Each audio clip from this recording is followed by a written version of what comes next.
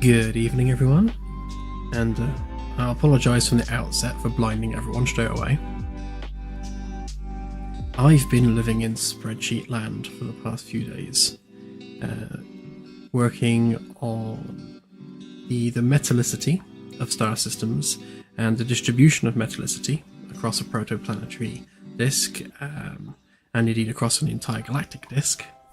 And I've also been working on the escape velocity of various chemicals within a star system. And I've been doing some work on building some tools to calculate what type of elements can or cannot survive within a planetary environment as an atmosphere, and whether or not there'll be gases and solids and that sort of thing. Out of interest, this is Earth with its equilibrium temperature. And as you can see, with our equilibrium temperature, water on Earth is actually a solid. And it's only because we have global warming that it makes water a liquid, which is fascinating. And the other thing I found fascinating is there are very few liquids elementally on Earth. So you've got mercury, bromine, and water. That's it. It's according to this. Obviously, we've got various molecules of things that are liquid, but in terms of the raw elements, it's quite interesting that very few of them are in a liquid state.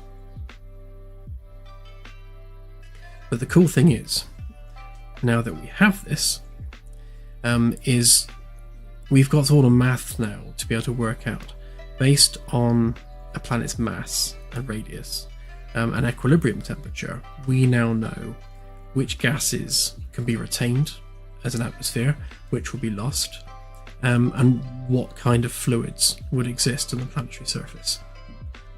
So I need to implement all of this actually within the engine, which I haven't done yet.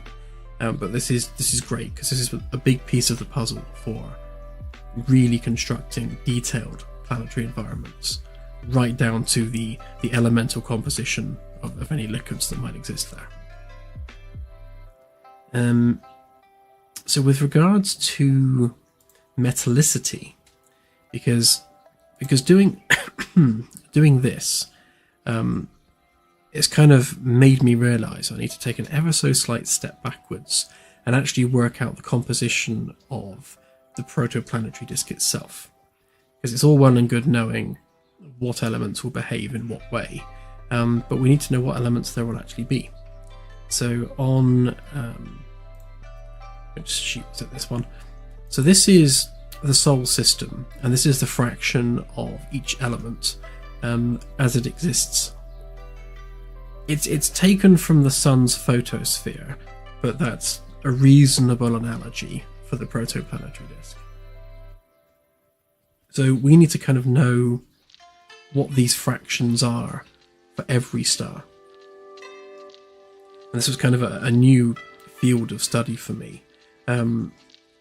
It seems to be expressed either as Fe divided by H, so that's iron divided by hydrogen, or an XYZ, where X is the hydrogen, Y is the helium, and the Z is metals. And that's basically all of this would be classed as metals.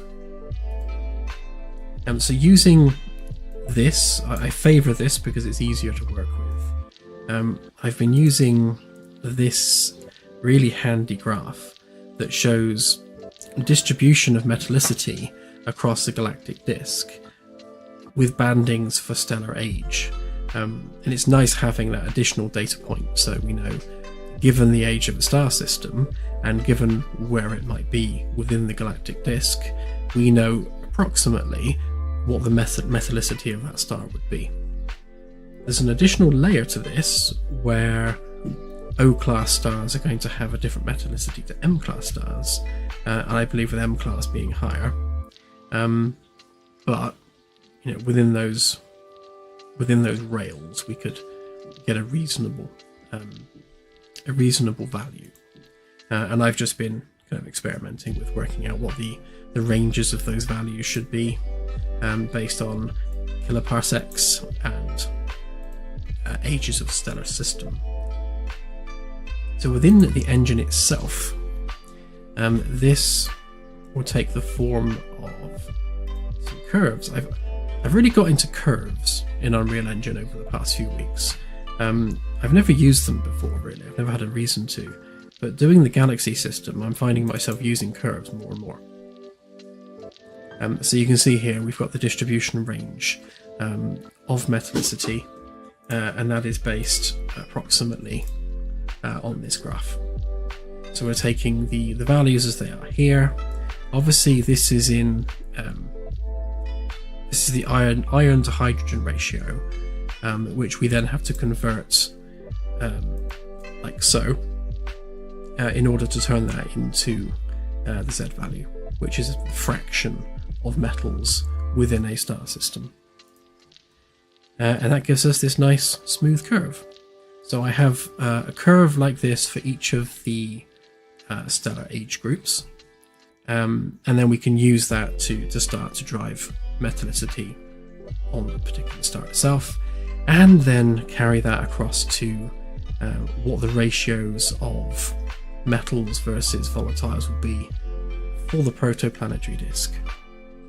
And then what we can actually do is, because we know beforehand the mass of the protoplanetary disk, and we know the mass of the fraction of mass for volatiles and metals, we can then work out just how much non-volatiles there are within a star system, and use that to directly drive the core mass accretion.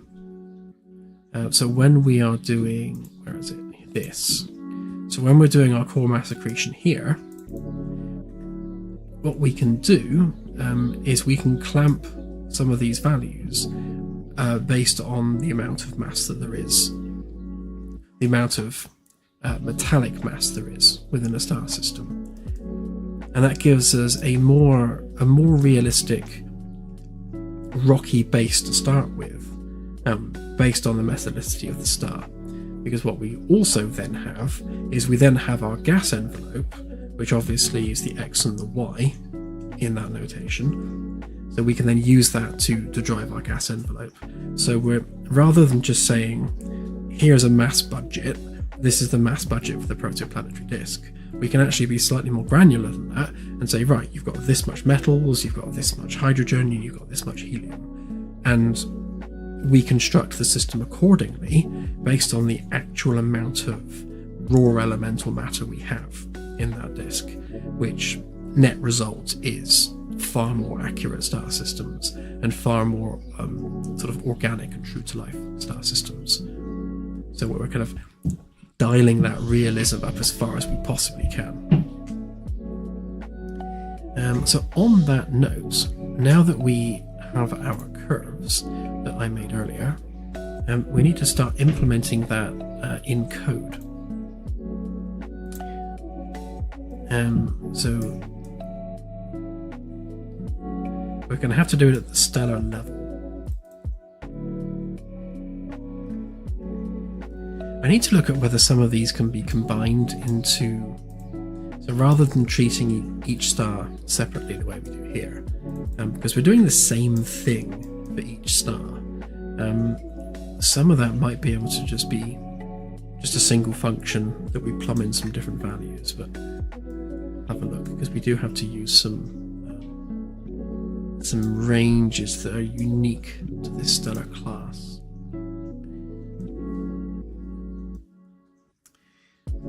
But anyway,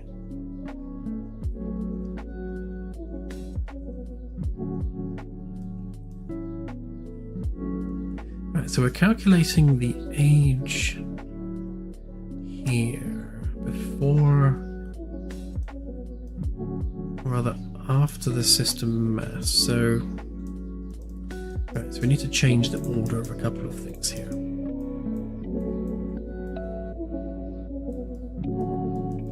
So we need this information before we do this information.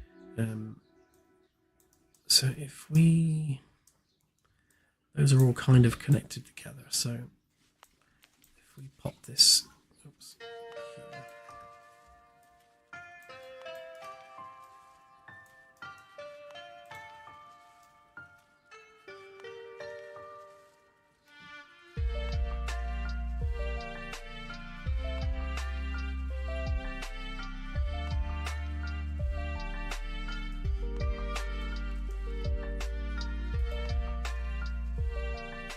can probably use this, to be honest. If we expand this macro to include the extra data points, that would be useful.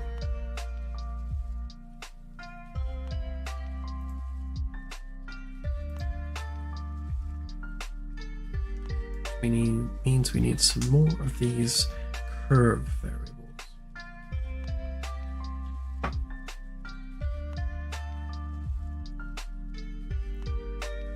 Just spotted a question there from John Imrie in the chat. Will there be an update soon for us cheapskates who didn't pay for the dev builds? Yeah, absolutely. So, over the past few weeks, I know I keep saying we've just got this little bit to finish, but that is still the case. We still have these little nitty bits of code and systems that we just have to finish off and polish up, because they're all part of the life generation system. Because every time we go to generate life in the galaxy, I realise that there's something we're missing, like some data point that we don't have yet that we need to generate. So as soon as that's done, yes, we'll be putting out a public demo update.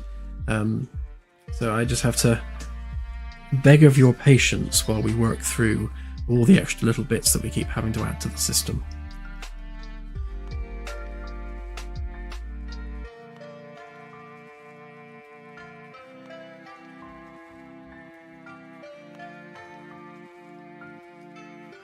Yes, Ben.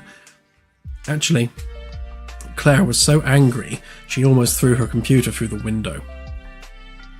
This is the whole reason that we decided to pay the extra $100 and set up the dev build as a completely separate product on Steam, is because Steam wouldn't let you play demos if you already owned the base game. So if people had keys for the base game, they couldn't install the demo. We found a workaround for that using the Steam console, where you could force the demo to install, but then Steam broke that on the Steamworks backend, so you couldn't do that anymore. Because as soon as you updated the default internal build, it would mess up the demo build for anyone that have a key. So we literally went through the painful step of revoking all of the original backers' keys, like all the people that backed the game before Kickstarter. We had to revoke all of their keys and issue them with new keys so that they could get access to the new dev build, just because Steam wouldn't let you play demos if you owned the key. And now, like 4 months later, they've suddenly done a complete U-turn on their policy. Now you can play demos if you own the base game. So, thanks, Steam.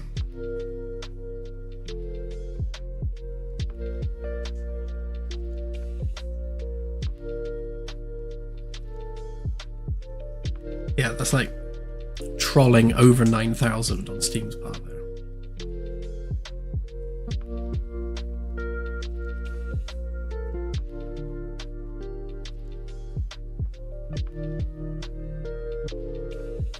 Yeah, Steam, they have automation for revoking keys. Fortunately, we keep nice tidy spreadsheets, so we knew exactly which keys needed to be revoked. And then you just put them in a text file, and Steam will revoke them all at once. But it was more the fact that we had to contact all of those original backers, some of which weren't on Discord, track them down, and get keys to them. And I think even to this day, we still haven't managed to find all of them. So, public service announcement: if you backed the game before Kickstarter and have noticed that your key has been revoked, please do get in touch, because you can quite easily get a new key. It's just that for one reason or another we haven't got your contact details, and you're not on our Discord.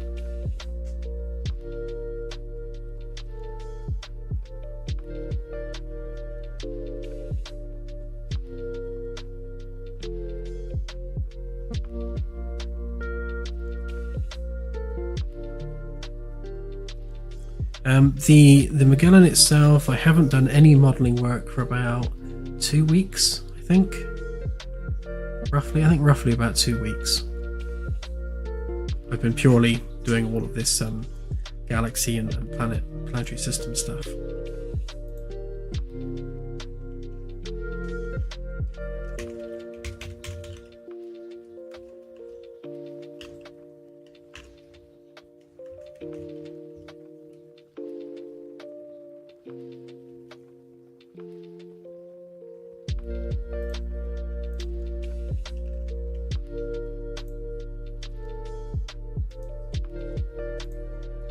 we do actually have concept artists, well, 2 concept artists actually, engaged on designing some of the elements for the Magellan class. And they're doing some great work.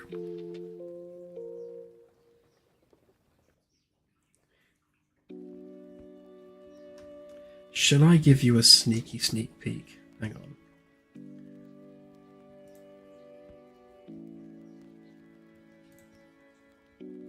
So obviously, this is just a work in progress and hasn't got any of the final detailing or curvature or anything, but there is that, which is the engine structure at the rear of the ship,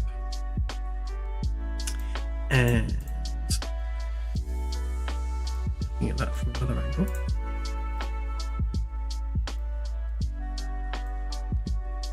looks like that. Obviously none of that's been smoothed off or blended in or anything yet. That's just literally just blocking out to see or get a feel for the actual design.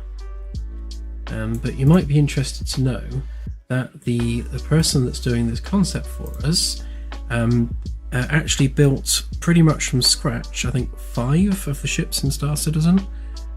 So he's a talented guy, definitely knows what he's doing.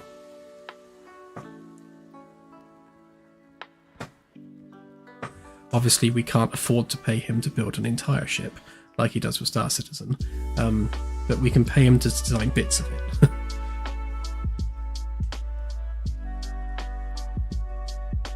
He did say, hang on.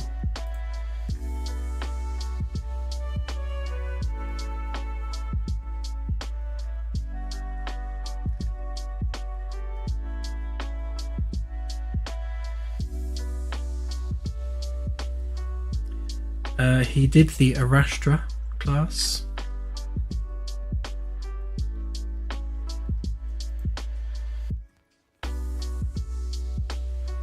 This one.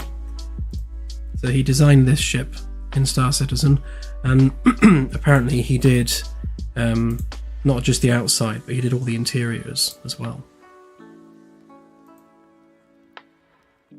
So again, he's a talented chap. And a couple of others as well, but I can't remember what the other ones were.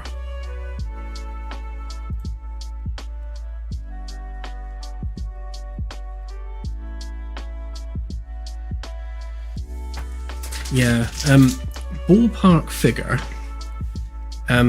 bearing in mind you're looking at about roughly £500 a day for someone, you know, that kind of level of talent. You're probably looking at around about, I'd say about £70,000 for a full ship build. And obviously we don't have the kind of money where we can blow all of that money just on getting the ship built. You know, we have a lot of other stuff that needs building for the game, and you know, we can't put all of the cash in one chunk like that. We need to spread it out a little bit more.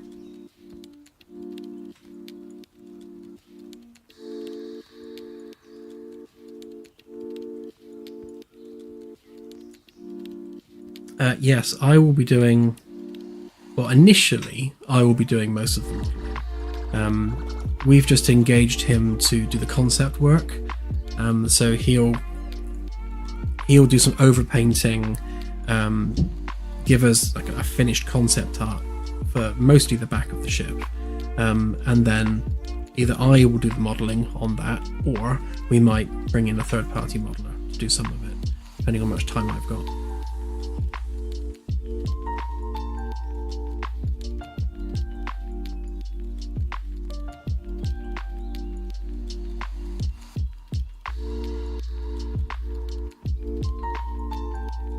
Yeah. I mean, he's not even the most expensive person that we found. There was a guy that does a similar job for films and TV. Again, really talented guy, great portfolio, and we'd be looking at about £1,500 per day. And you know, if if you're doing a 6-month project, that's literally a lot of money. That's like our entire budget just gone immediately. So yeah, we're not doing that.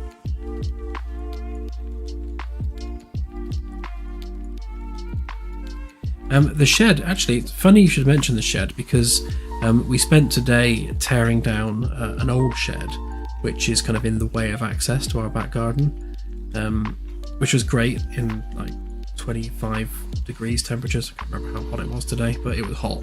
Like one of the hottest days of the year so far, and we're there ripping a shed down and emptying it out. So yeah, I have sunburn, yay.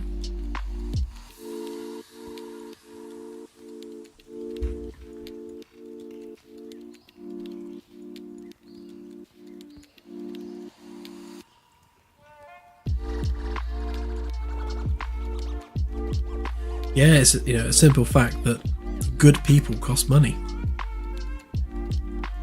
And the better they are, the more they cost.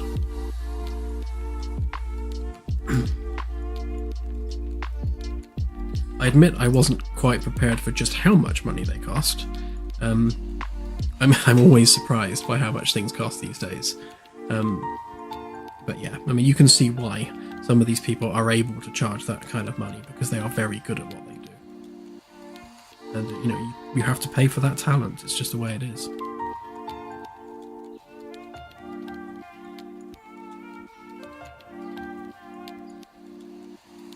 Right, what was I doing? Mass. Oh yeah, curves.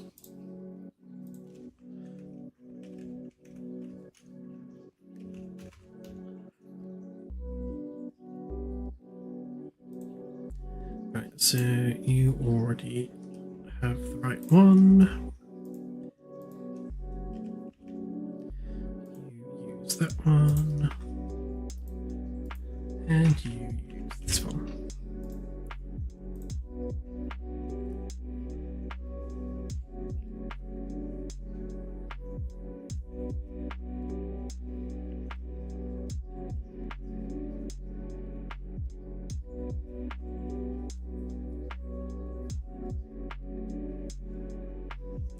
True that.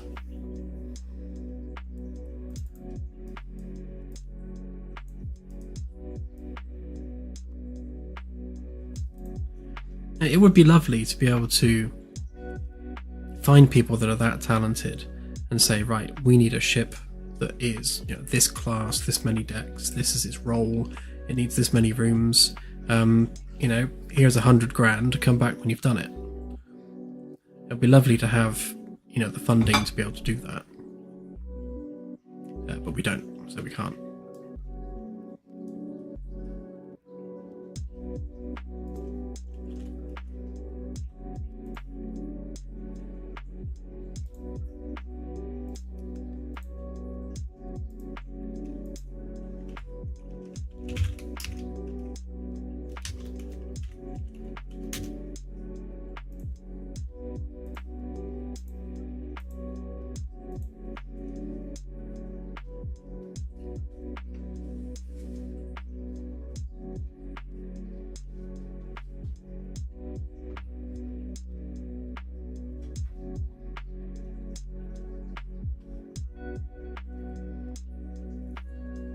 Anasi, yeah, so the reason that we're not engaging this guy fully to do more work is because, quite frankly, we just don't have the budget for it. So we're using the money we got from Kickstarter intelligently. We're not just splashing it out on stuff just because we can. We're making sure that we have the right people doing the right job so we can get the most value out of that pot.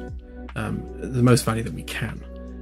So obviously, after all the fees and all that sort of stuff, it was 360,000, and we're going to get taxed on that as well. So that's another chunk that has to be taken off. So that in the grand scheme of things, that's not a lot of money, especially when you're paying people to do jobs. So that's why we're taking our time and making sure we find the right people and get them engaged in doing the right thing. So again, so we can extract the maximum benefit from them doing those roles.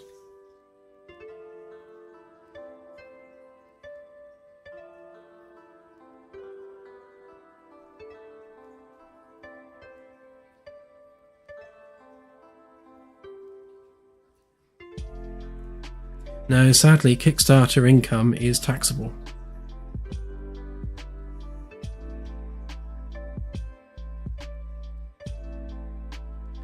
Leo, I have no idea what that would be.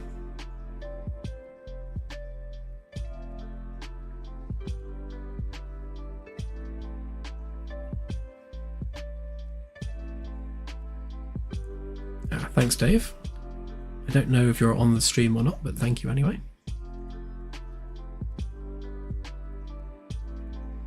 El Jonorino, yes, we do already have a few volunteers doing some bits of code. One of our moderators, Tristian, is doing a great job at producing various bits and pieces for us, sort of, you know, as and when. He's incredibly good at maths, and I'm incredibly bad at maths, so it's a nice mix. He's able to sort of produce some of the complex stuff that I need. And Udai, another one of our backers, has done a lot of work producing some tools for extracting data from the Gaia and Simbad databases. So yeah, we do have people in the background, you know, offering their skills where they can to produce various bits for the game.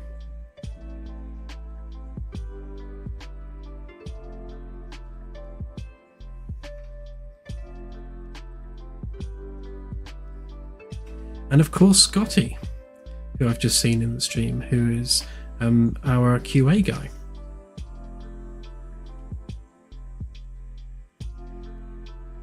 You probably won't see Scotty very often because he lurks in the background like a little Q&A gremlin, just scuttering around behind the scenes sorting tickets out.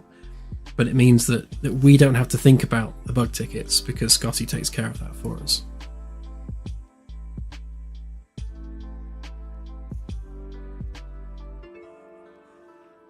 That's his new title now, Little Q&A Gremlin.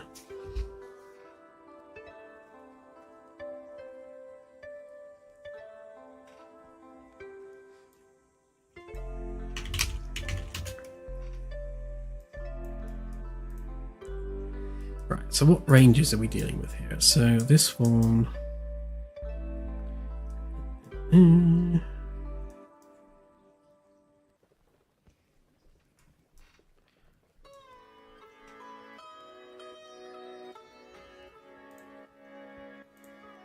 What was that on there? Sorry for blinding everyone again.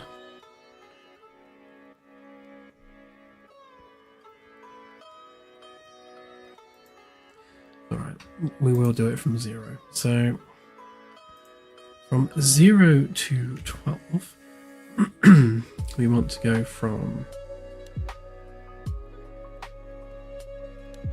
Actually... Need to work out which banding we're in.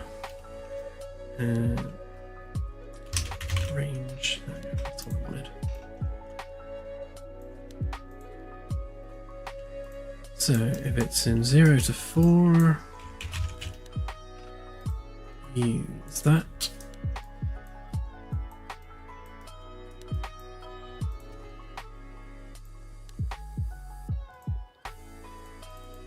It's 4 to 8.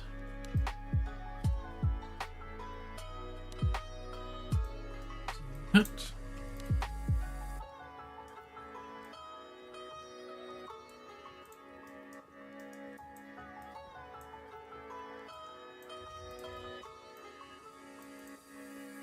If you mean release date as in early access, and our line in the sand for early access is essentially to have the main points that we put on Kickstarter included in the game, at least at a basic level, then I'm going to say mid towards late next year, so most likely towards the end of 2025. It's a very, very difficult question to answer because a lot can change depending on who we get on board.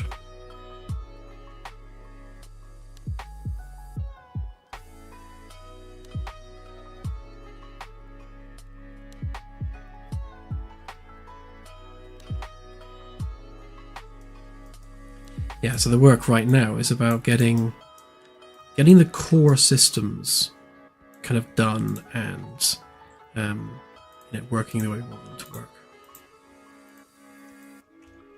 Just realised I did that wrong. Keep them as wildcards.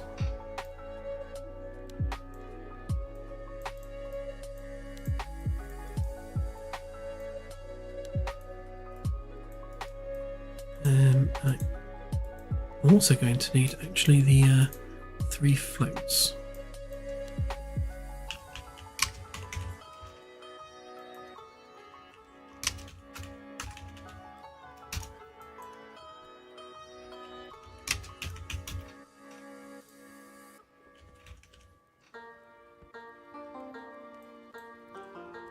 Actually, I think that's a runtime curve, isn't it?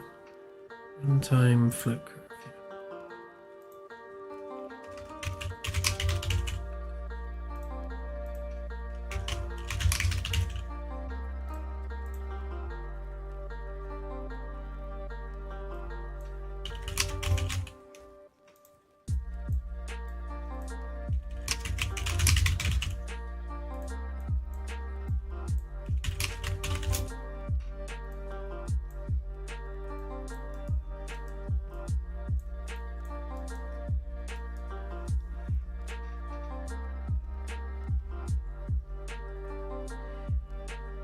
Yeah, the demo update, the public demo update, should be as soon as these systems are bedded in and polished.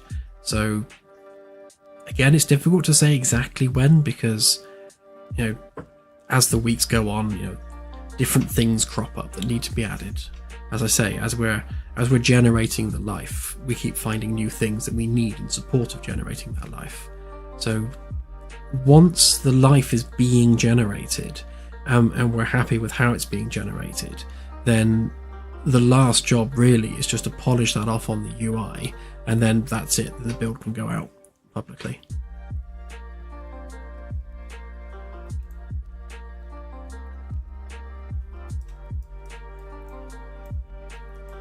Right, so what am I doing? So if 0 to 4, isn't it? No. That would be that one.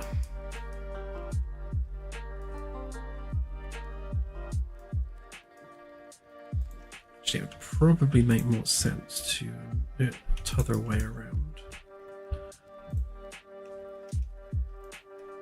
Just so they line up nicely. Right, so that one goes with that one. That one goes with that one. That one goes with that one. Start making a bit more room for all of this. Right, so it's between 8 and 12. And then that's the float value that we're going to get. Otherwise, it's between 4 and 8. We look at that curve instead. And then if it's between 0 and 4, we look at that curve instead.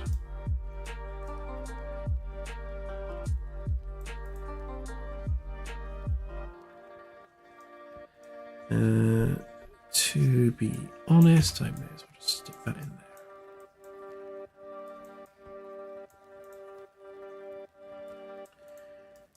there. Okay.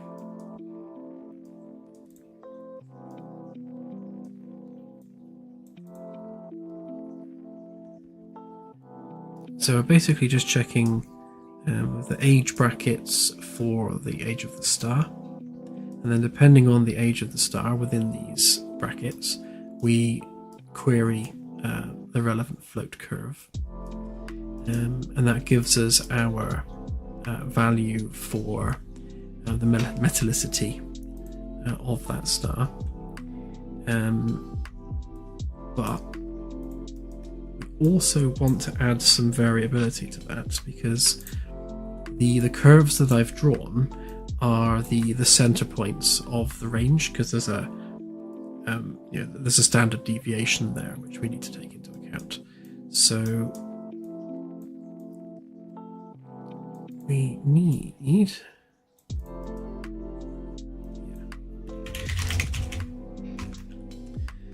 random float in range from stream, and that's going to be from 0.8 to 1.2, so that's 2.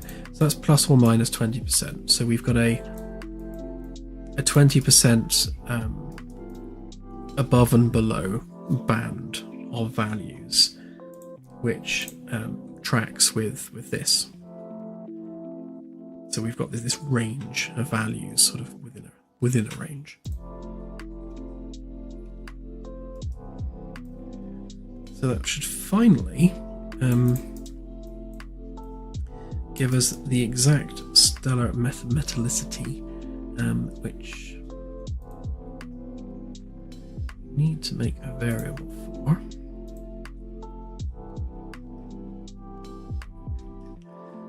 Don't have one yet, so we'll stick one on here.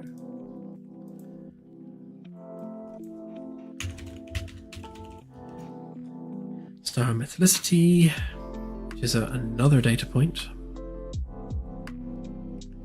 and we will set that.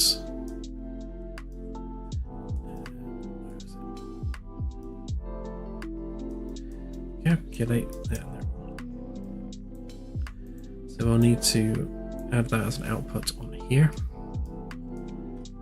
Obviously, feed these in as values.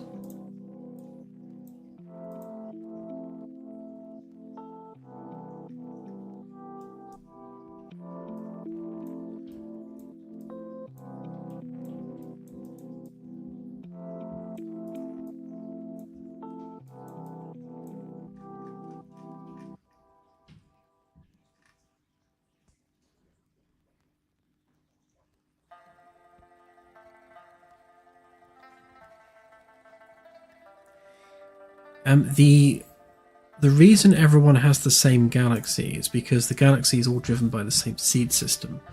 So the seed for any given star system is derived from its XYZ coordinates. So that essentially is the seed. And taking a step back from that, every sector of the galaxy has its own midpoint as an XYZ coordinate.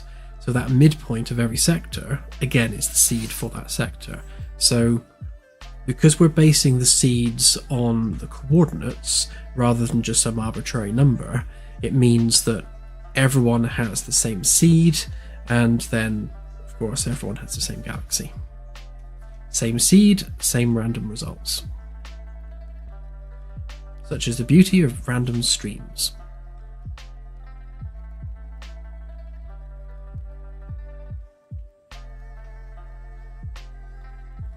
Thank you, Ankuel. That's really appreciated. Yeah, we've spoken about transparency as a studio, and how to go about communicating with the user base, and I guess it's just one of those things that as an indie dev, we don't have a corporate structure. We don't have stakeholders. We don't have any of that stuff that requires you to be tight-lipped about things or need to keep things behind closed doors. We're just a completely transparent indie studio. What you see is what you get. Like, you can literally watch me going through the thought process as I scratch my head working on things. And to be honest, we wouldn't have it any other way. Life's a lot simpler like that.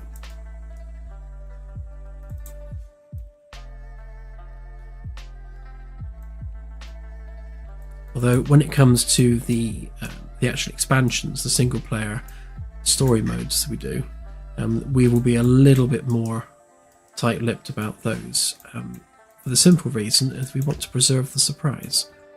Obviously there'll be spoilers for the story, and we want to reveal those at the appropriate time.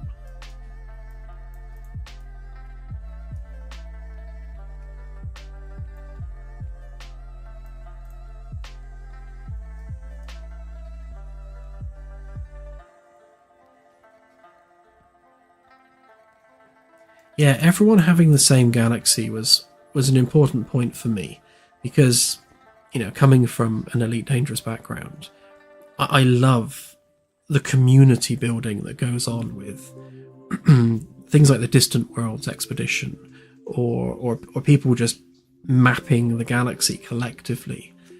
We definitely wanted that same kind of feel, where the community works together to map the galaxy and to find what's out there. And it's no good finding something really cool and interesting if you can't then send your friend to the same location and say, hey, go to these grid coordinates, something cool's here.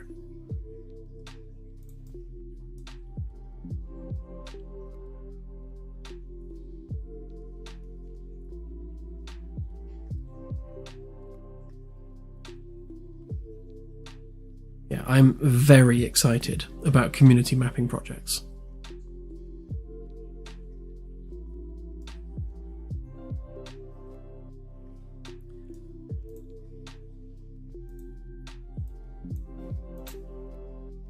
I keep talking and then forgetting what I'm doing.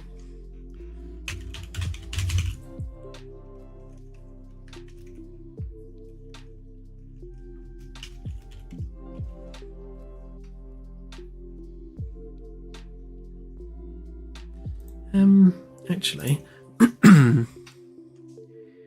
why don't we actually use standard notation?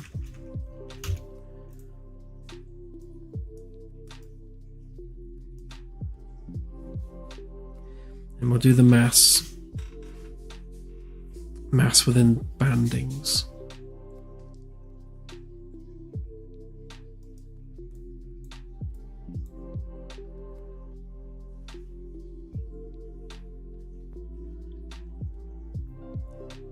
If you're running a private group with a group of friends and you're running a shared SQL server, then yes, definitely you can share discoveries and explorations together.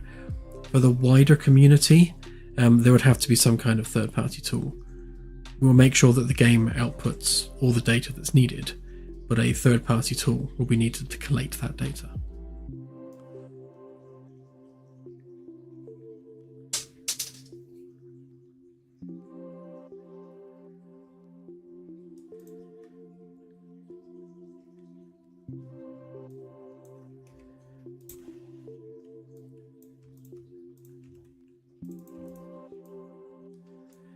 Right, so 1 minus that gives us our Z, which is the amount of metal in the star system, which means we just need to then work out the hydrogen and the helium. And that would be within a range. So we would take...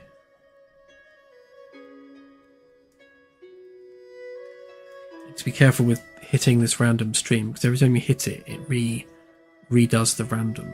So I need to store that.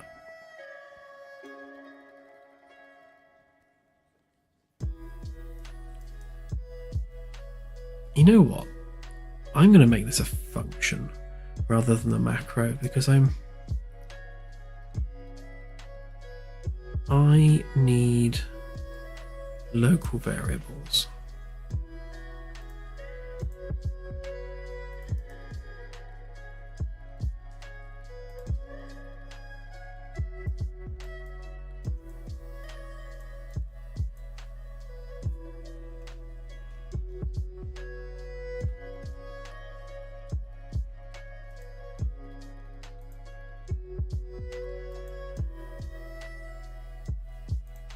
And really, the only thing that this needs to output is the X, the Y, and the Z, because that's the hydrogen, the helium metals.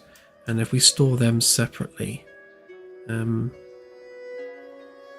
store metallicity as a value anyway in its own right.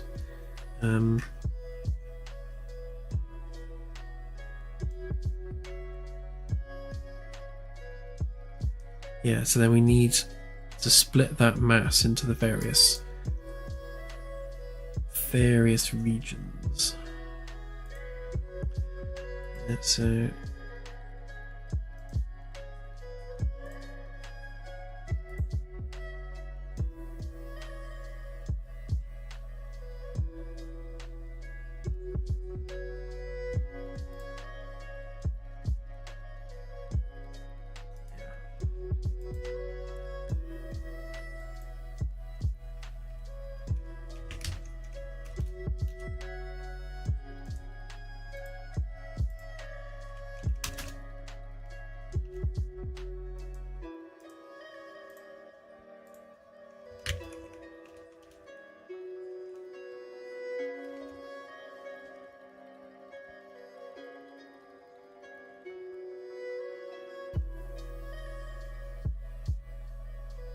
thanks, Boyd. Appreciate it.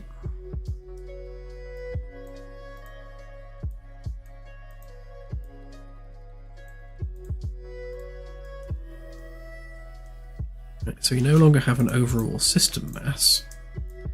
We instead have separate masses for each aspect. Although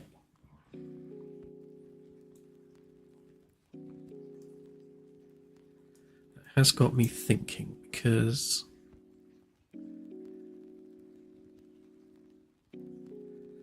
oh no, that's fine, because when we're generating when we're looping the loop, we are making sure that we always have enough mass left to generate a new planet. So what we should instead be doing, instead of doing this, we should be taking those values as a sum. So we've got our hydrogen, what's that? Hydrogen, helium, and metals. Add all these together.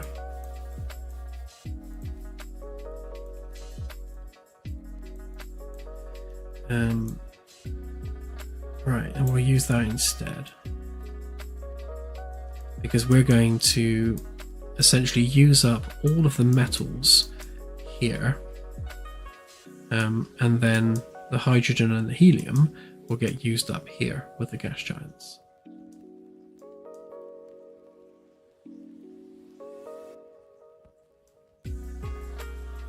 Yeah, that makes sense.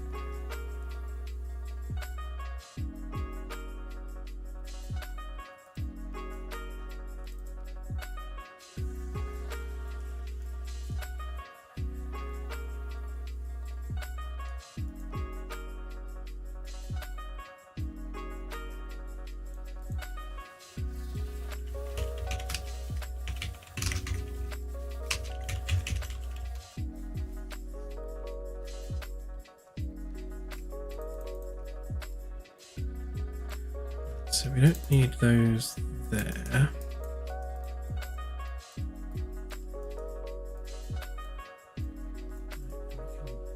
Explode that.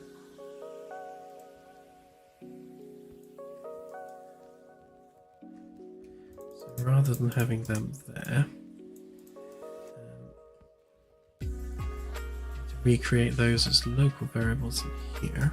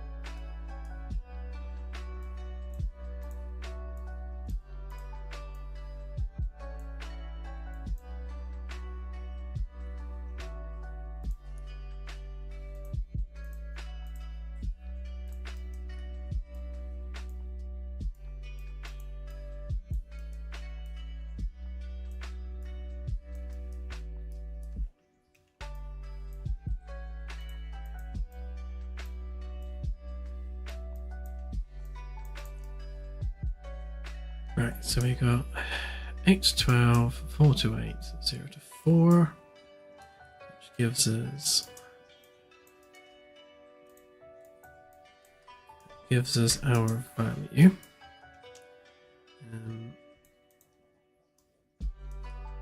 Right, and then that minus, 1 minus that is our metal, so we'll store that temporarily.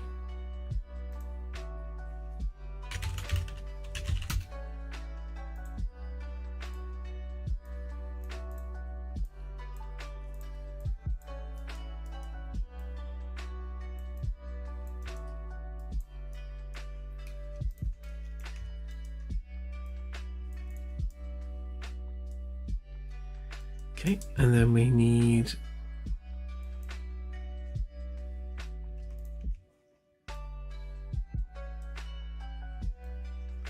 so 1 minus the metallicity, and then we need to multiply that by a random value.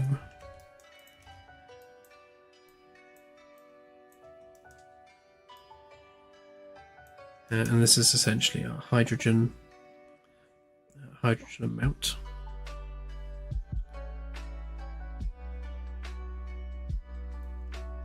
So I say anywhere between 0.95,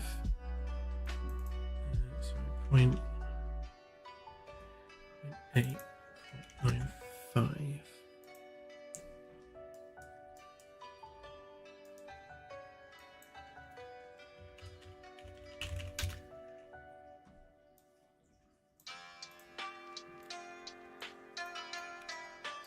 Be the hydrogen,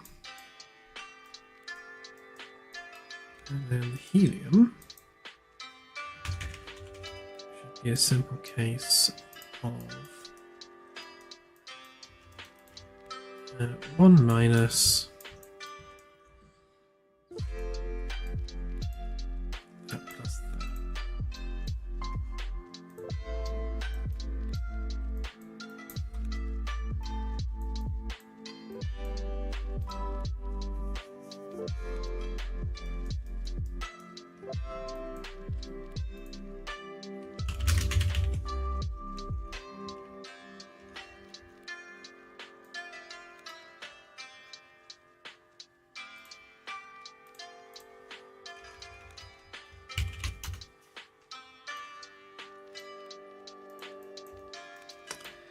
Of course, we need to set our system mass. Which means we need to take that and do that to it.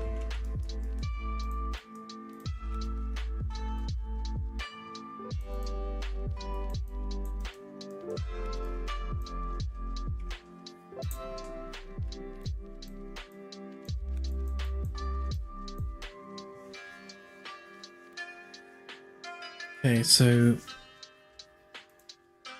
we use Sol as an example, so we need to know planet's mass as fraction of sun.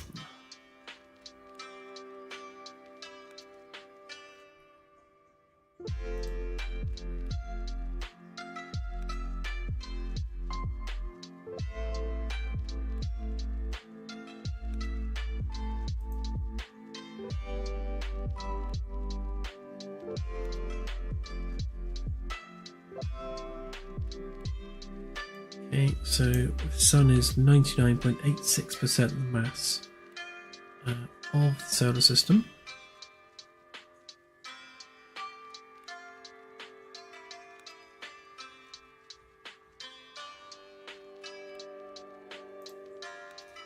So that would be that,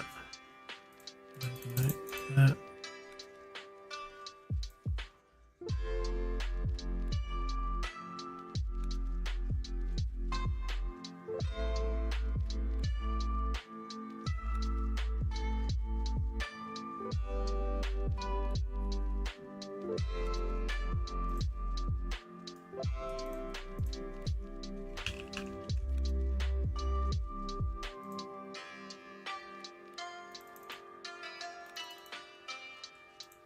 can't be 14%. That's way too high. Oh wait, no, that's 0.14%, isn't it?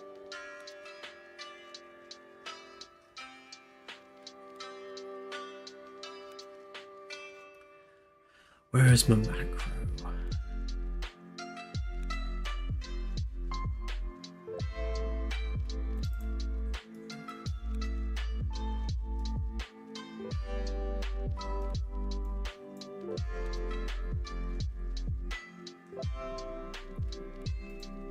Yeah, so before I was using a range of 0 to 0.0025, and that tracks with Sol being 0014.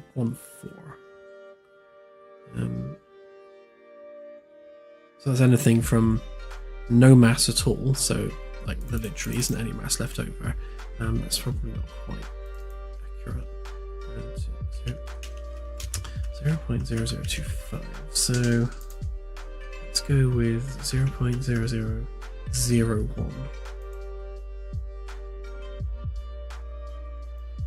Because no star is going to leave no protoplanetary disk at all.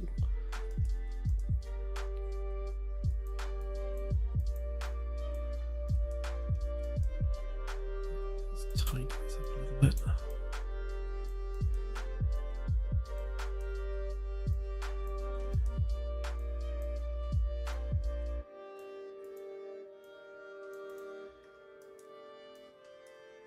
Right, so we have our system mass, which is in kilograms.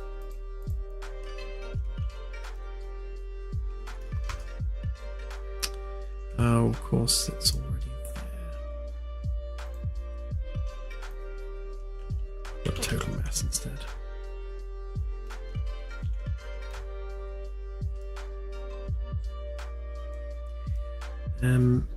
Then we have our fractions there. So we work out our total mass, which is basically a fraction of the star's mass. We then know how much of that is metal, how much is hydrogen, how much is helium, and we now need to take that mass and then multiply it by each one.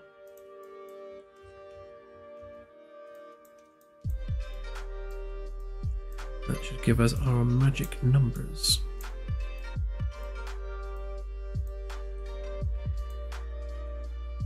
Okay, so hydrogen, helium, let's call that metals.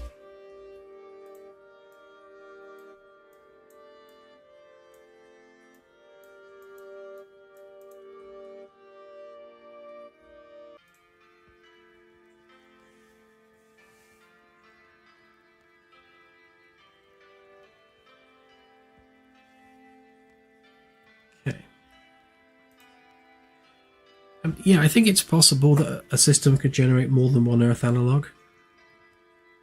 It's definitely not beyond reason. I mean, the Sol system almost does, because you've got Venus skirting one edge, you've got Mars skirting the other edge, and then Earth dotted around in the middle. So if Venus wasn't quite so volcanically active and wasn't pumping quite so much carbon dioxide into the atmosphere, then there's an outside chance that if the chemical compositions were different, it could be warm enough to be an Earth-like. I don't think the equilibrium temperature is that too far out of range. Yeah, I think it's entirely possible. Probably more so on the larger star classes because they have wider temperature ranges.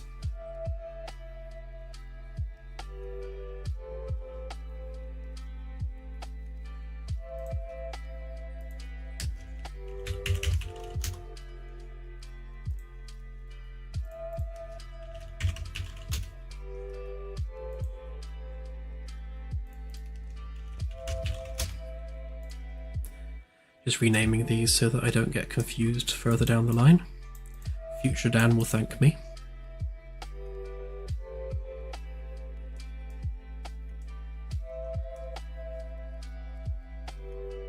Right, just sanity check this a second. So, if the age of the star is within 8 to 12 billion years, then we use the 8 to 12 billion year curve to select our iron mass fraction. If it's 4 to 8 billion years, we use the 4 to 8 billion years curve. And similar for 0 to 4, so if it's neither of these, then it must be this one. That gives us 0 to 4 billion year curve. We then multiply that by 20% either way randomly to give us our random fluctuation. 1 minus whatever that value is. Oh, actually, no. No.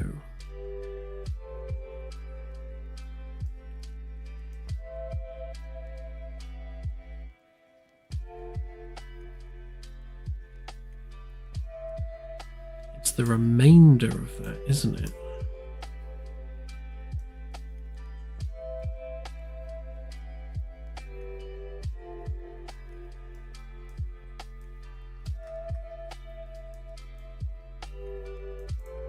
It's modulo, isn't it? I can never remember that one.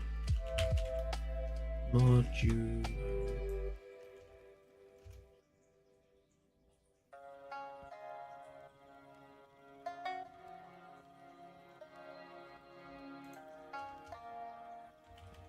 Is there a subtraction version?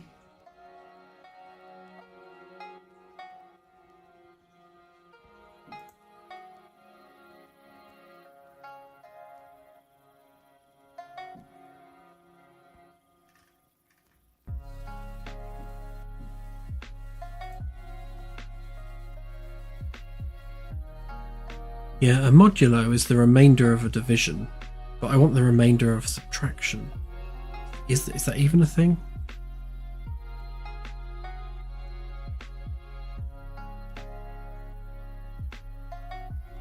Ooh. Told you I was rubbish at maths. Right, so 1 minus the fraction.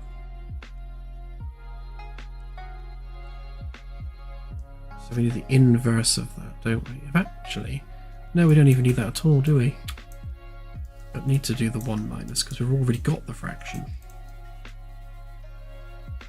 That is the metals fraction. Then 1 minus the metals fraction gives us our hydrogen fraction after we've multiplied it by a random value. And the remainder of that is our helium fraction. Yeah, that makes more sense.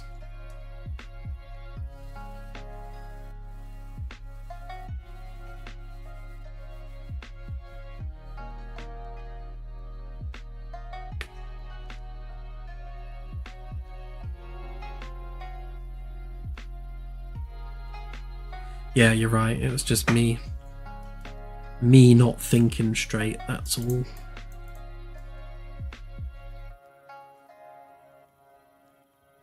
I was trying to work out something I didn't actually need to work out.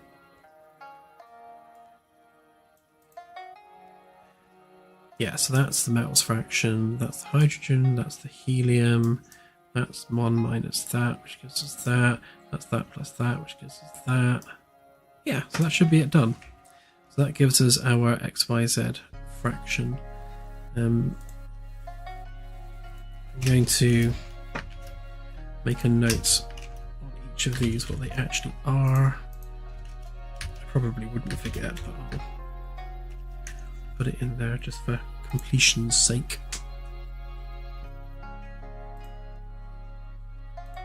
Also put unit of measurement, because that's always good practice. Otherwise I'll forget whether that's a fraction or kilograms or anything else.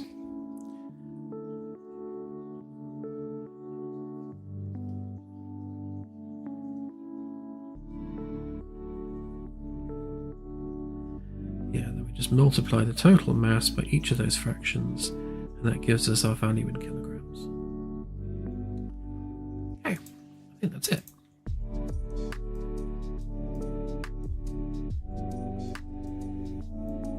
That's a lot tidier.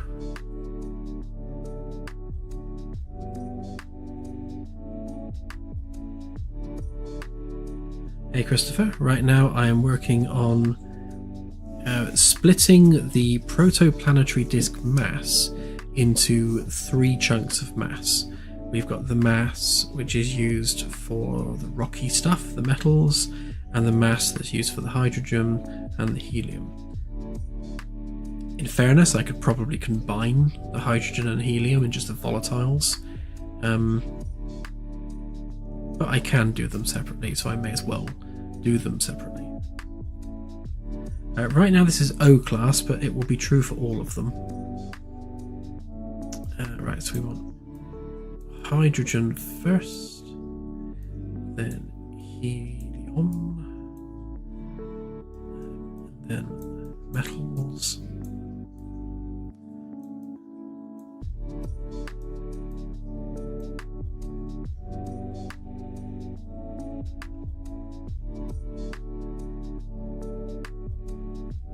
I suppose the star metallicity should be listed as that. And then to do that, I need to convert the fraction to metallicity value, which is essentially a fraction of Sol. That's how they do that.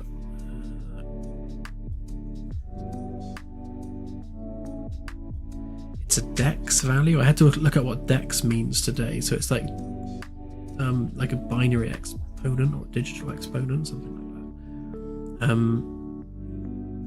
So it would be whatever Sol's fraction of metals was, I think divided by 10 to the power minus like 0.4, something like that. I'll have to look it up, and I'm going to leave that off for now because I can't quite remember the exact value off the top of my head.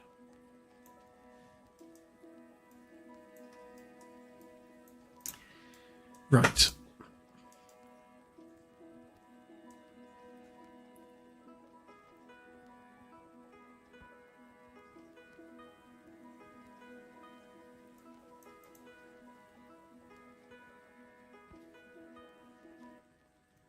Yeah, dex is used for orders of magnitude, which is how the metallicity is written and displayed in the graphs and things on the papers I've been looking at. I much prefer this XYZ way of doing it because it's really straightforward.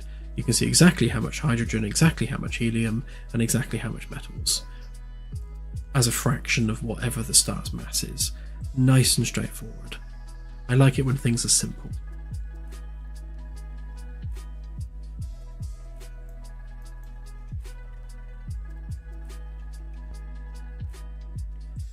So now that we've done O class, and this is the slight pain, we now need to go and do the same thing for all the other star classes, which means we need to move,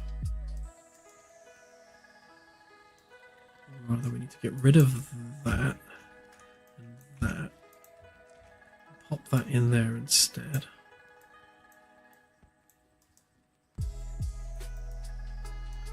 Shunt that out of the way a bit.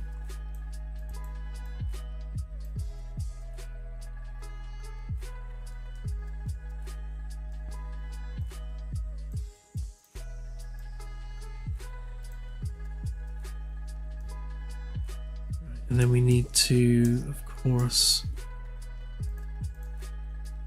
take this, move it over here, because otherwise things are happening in the wrong order.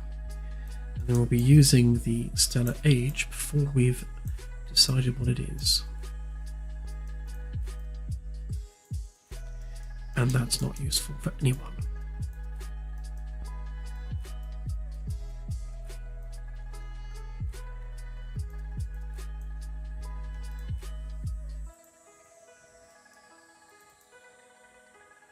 And this is why I would like to condense this down into a more reusable function, because doing it like this means that every time I have to make a change, I need to go and do it for every single star class separately, and that's laborious.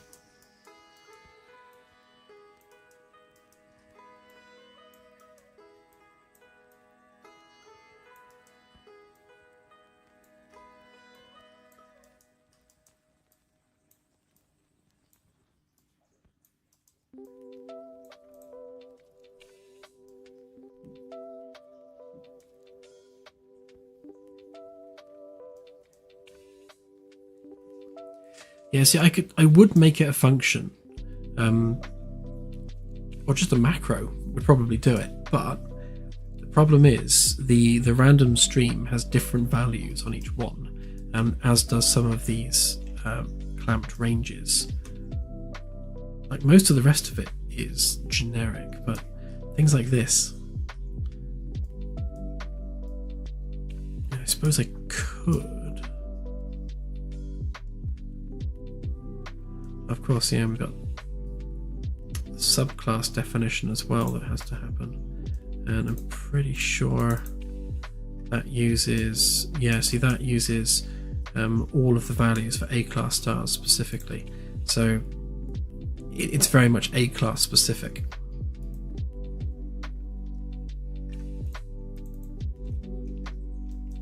I think I just need to live with the fact that it just has to be a manual job each time.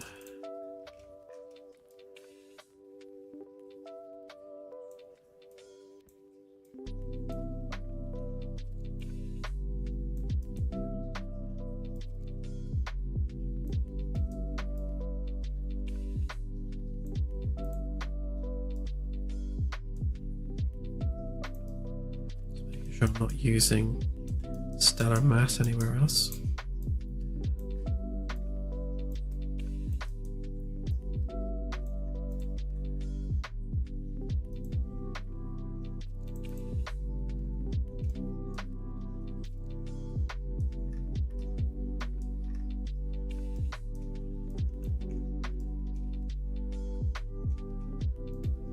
Yeah, then you've got things like this where the age is actually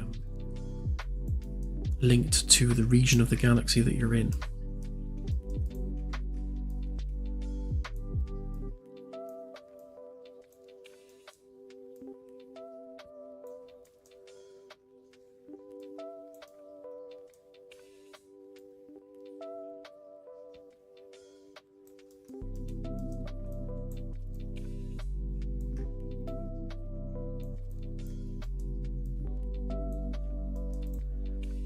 You know what probably would have been more sensible from the outset is if I'd just done a sequence node like this and done it that way instead, but that would have been too intelligent.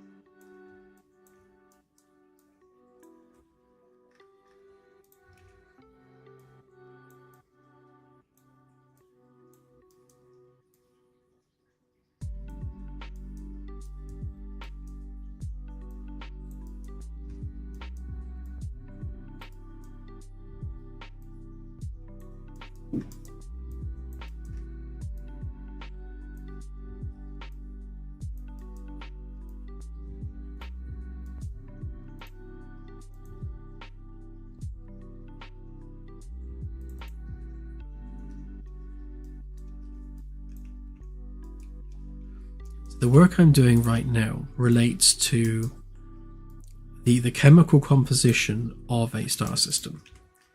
And we need to define the chemical composition of the system before we can define things like what chemicals exist in a planet's atmosphere, or what fluids exist on its surface.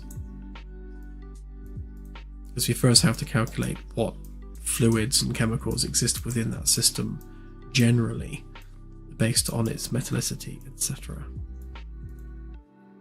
Because you might have very old star systems that don't actually have any metals, because they could be like a class 3 star, or population 3 rather.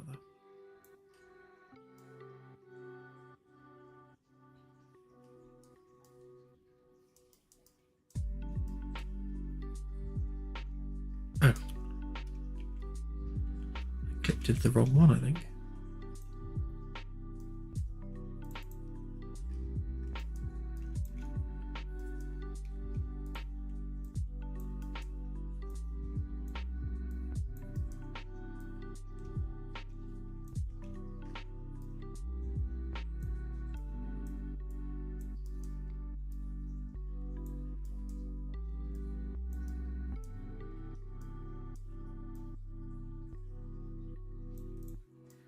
Yeah, so the whole point of this is life. We won't know if a planet can support life unless we can accurately calculate the conditions on that planet.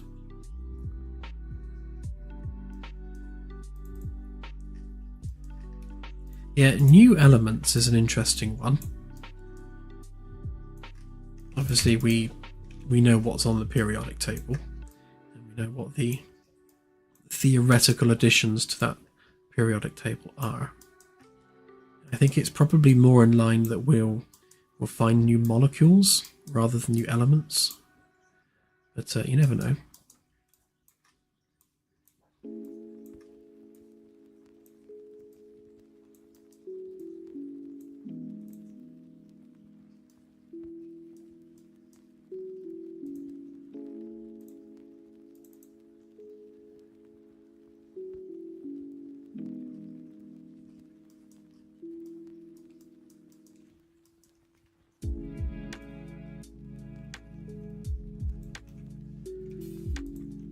Black holes are going to be an interesting one, actually.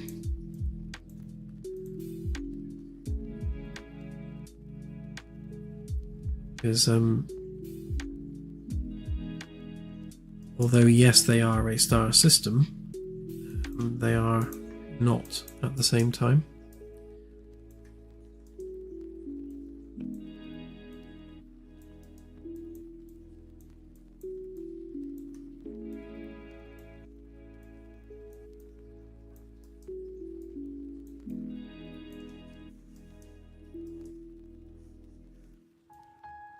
Really, we should be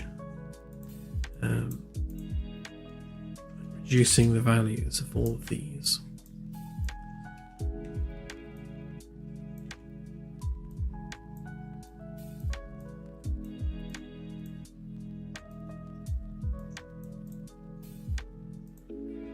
I would say reduce the metals value more than the hydrogen and helium, because if you think about the formation of a black hole, the first thing it's going to do is swallow up the interior of a star system, and that's where all the metals are.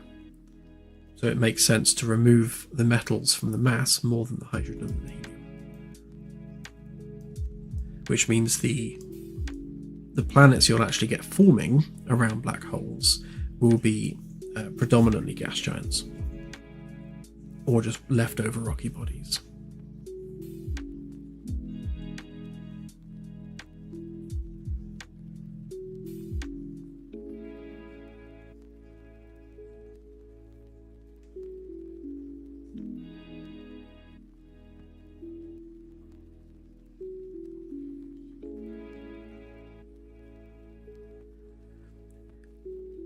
Yeah, I think, generally speaking, in the science community, it's known what exists in the galaxy in terms of raw elemental matter, so core alpha particles.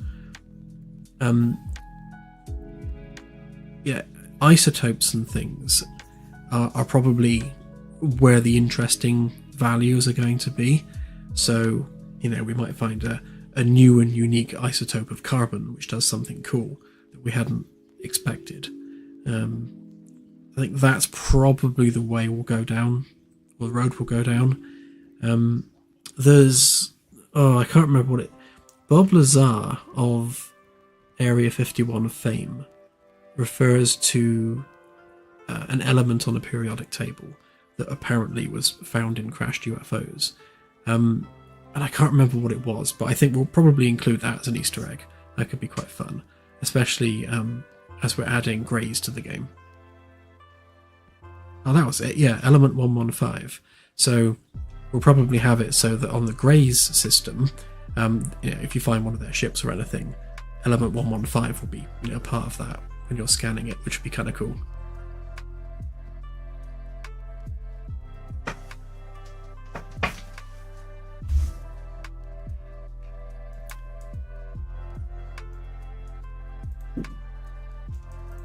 Right, okay, so we now have hard numbers for the metallicity of a star system and its hydrogen and helium fraction.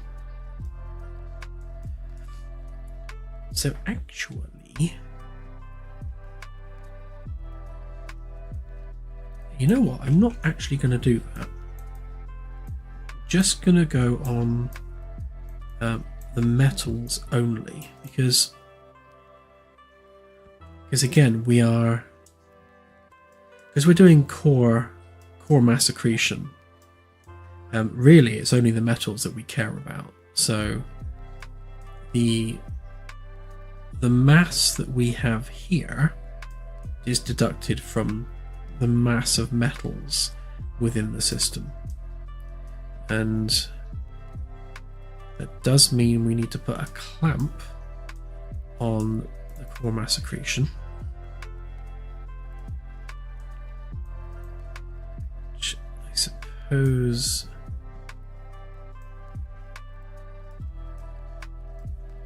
it's going to have to be here.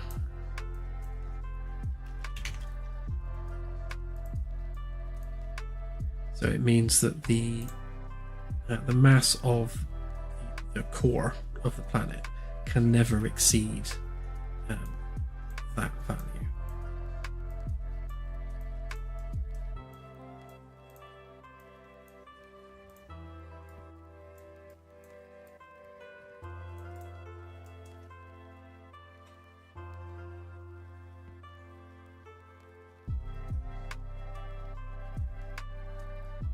Okay.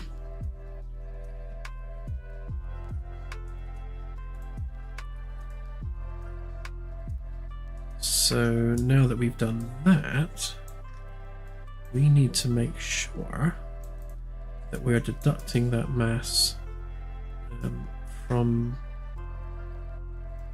the disk.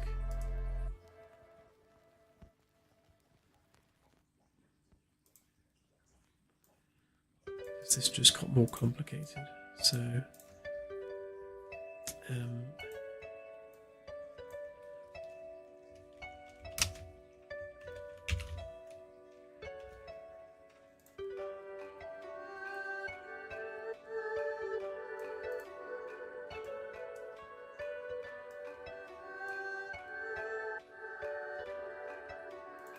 yeah, so we'll take that, place it with that,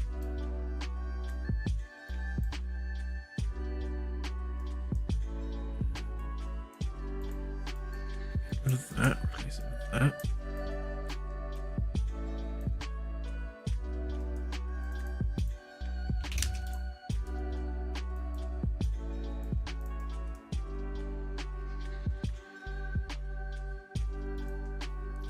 Right, so what this now means is, rather than relying on the total mass of the protoplanetary disk, we only actually care about the metals.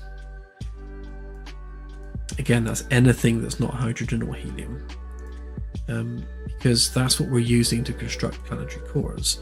Once we're out of metals, we can no longer construct planetary cores, and therefore we cannot construct any more planets.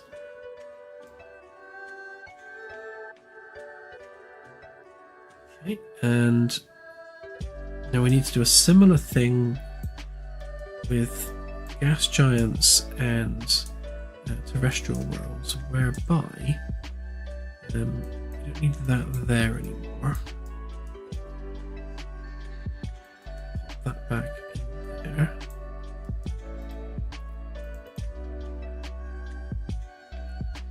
So this one would be helium, hydrogen, and helium.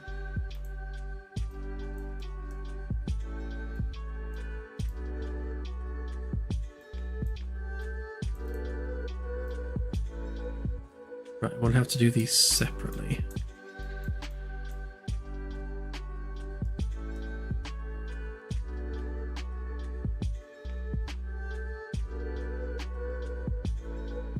So we don't need the clamp at this point because we're just deducting what we've already done. So hydrogen minus... we should actually have that for gas planets now.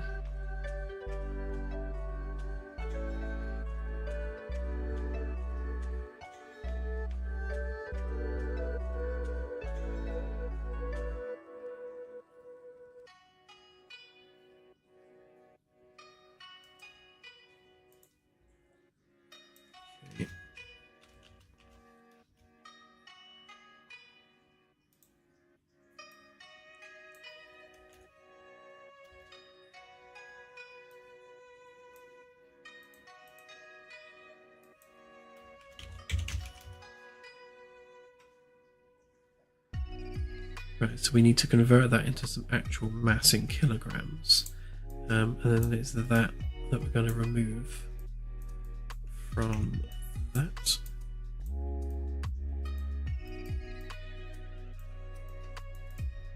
Because we'll start clamping the amount of mass we have available for volatile atmospheres on gas giants.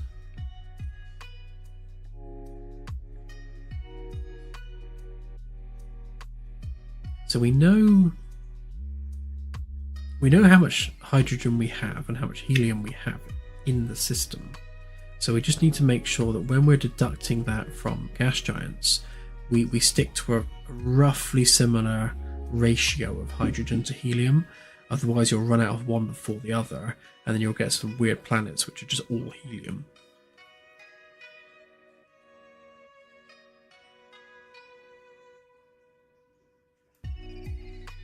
Well, that's actually the point of why we're doing this. So for population 2 stars, where the metallicity is a hell of a lot lower, like significantly lower, then you'll get very little in the way of rocky cores and a lot in the way of a gas envelope. So you might have a couple of small rocky bodies, but predominantly that's going to be a gas giant dominated system, or even a system that just has maybe 2 or 3 stars as a binary or trinary and no planets, because all the gas in the molecular cloud that created the star all went into gaseous bodies.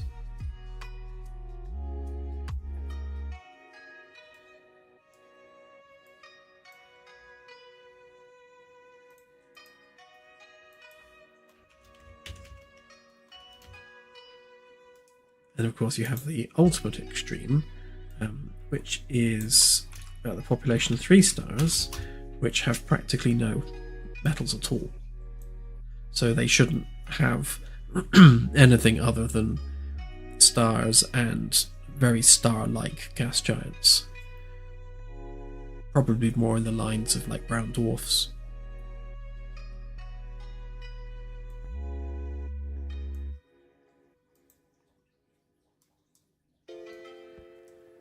So yeah, so that one minus that one gives us that one.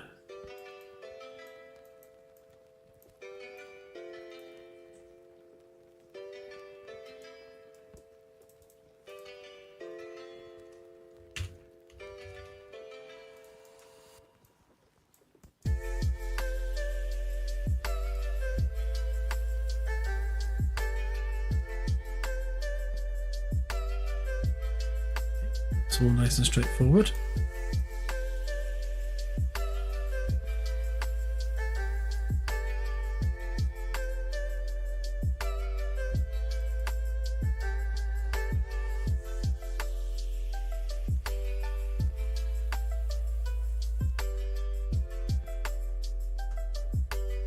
Yes, yeah. Population 3 stars essentially date back to the beginning of the universe. They're like Big Bang level of age. We may not even have any in the Milky Way, although it's theorized there could be some in the galactic halo. If you're going to find them, it's probably going to be in the galactic halo. You certainly wouldn't find any in the disk.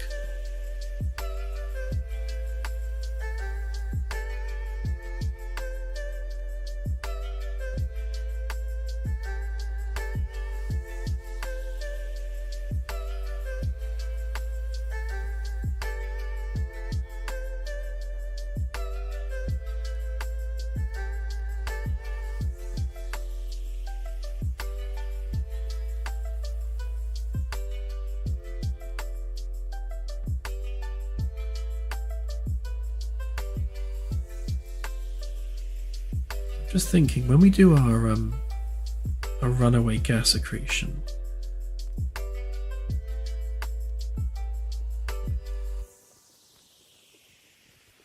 obviously we're using our mass curve to define just how much gas we're going to accrete around the world.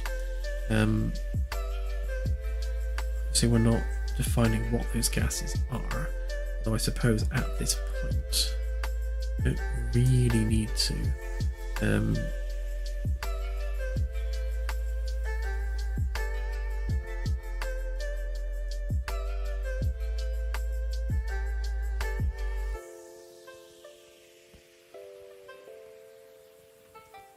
Yeah, so we need to clamp this.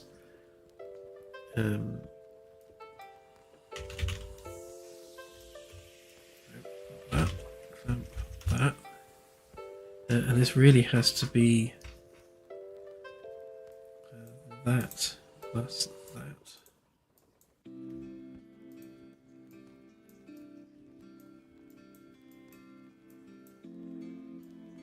Yeah, so what we're saying is that when we do the runaway gas accretion, the amount of gas which is added to the planet cannot exceed the sum of hydrogen and helium that is currently left in the protoplanetary disk. So we can't use more than what's actually there.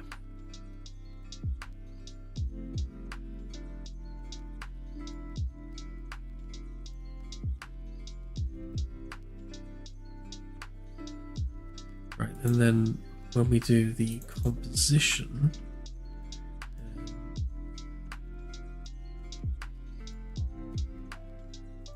yeah, so we need to take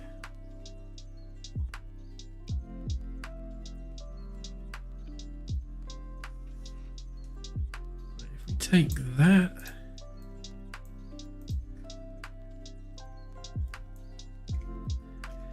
that divided by that,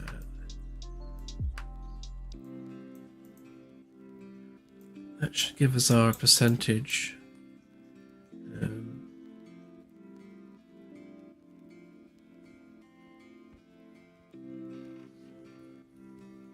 No. That's not what I want to do, is it? I want...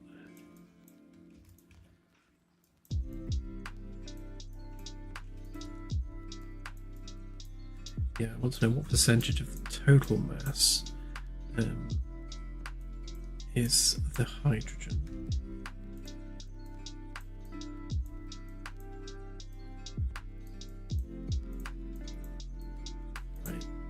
That gives us our fraction. Then we need to multiply this. Yeah,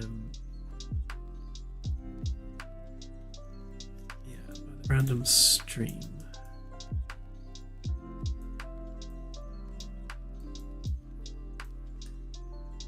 Which would be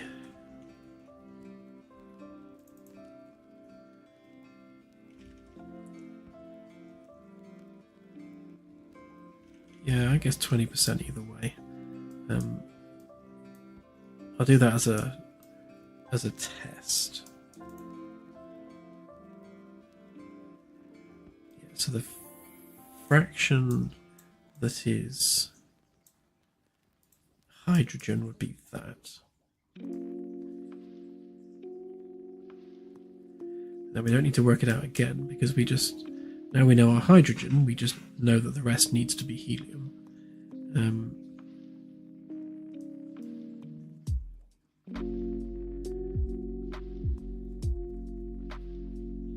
Yeah, the other chemicals are just whatever's left over. Yep.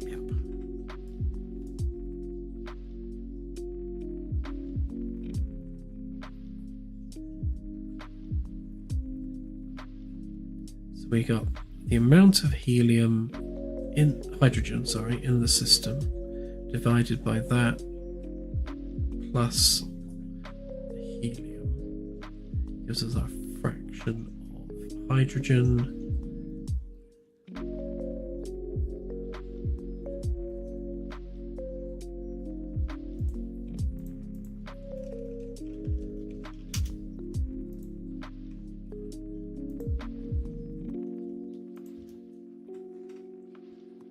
Yeah, so if we had 1,000 hydrogen and 100 helium, that would be 10%. Yeah, that works.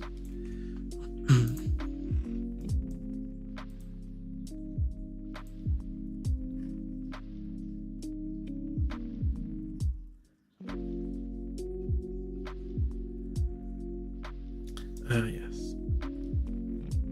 Seems to be a bug where if you rename a variable and you have a collapsed graph, it immediately bugs out. Refreshing it fixes it, but it is most annoying.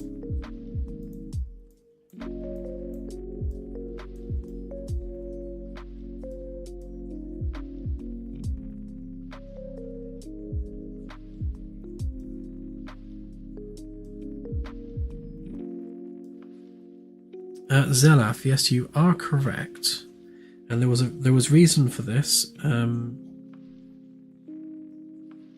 that reason is because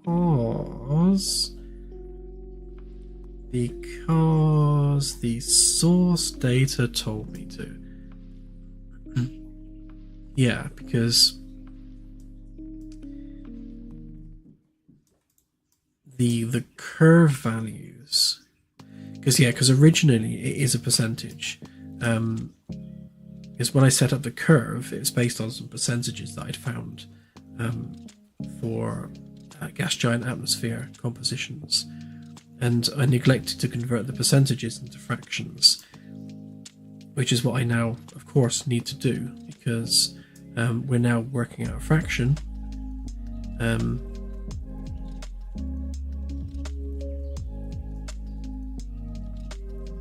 It just times it by 100 for now, but so the curve, which would be this curve, I believe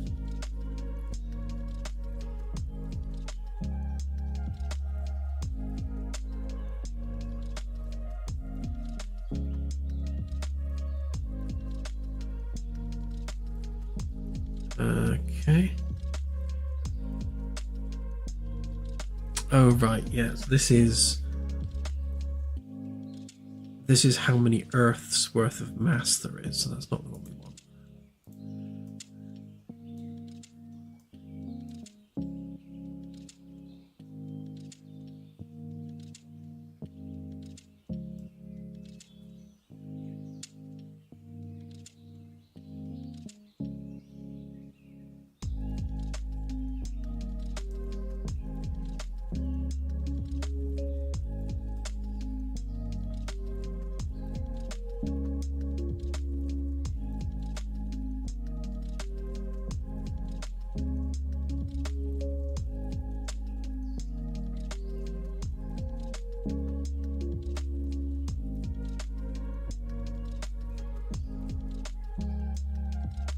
So I'm just trying to get my head around what I did here.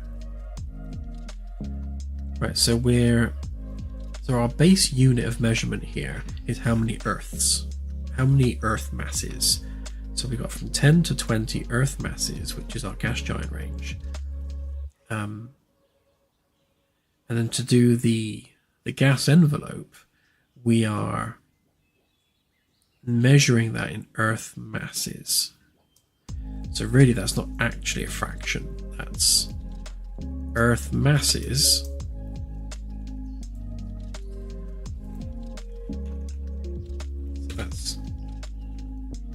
that's Earths. Right, and then we times that by 10 to the power 24, which gives us our kilograms, because it's that many Earths times 10 to the power 24, and that gives us our kilogram value.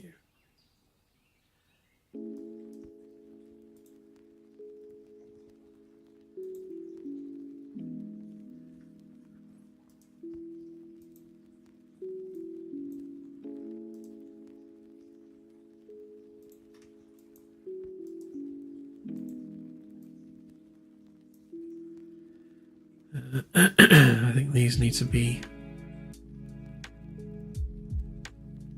yeah, so I was listing them as a fraction.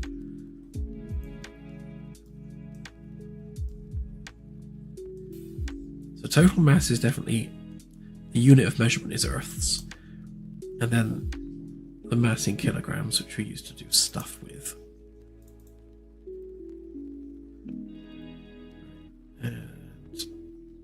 Yep, that's all fine.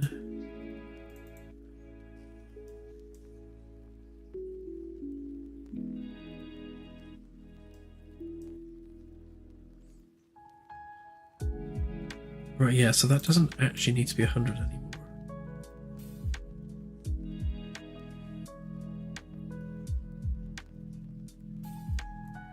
I think I was using 100 because it was easier for display purposes on the UI, so I could just put, say, just 75 and then just put a percent symbol next to it.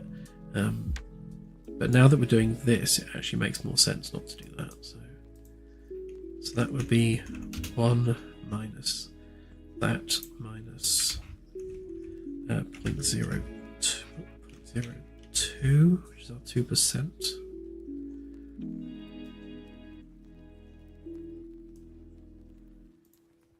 Again, that, and then 0.01,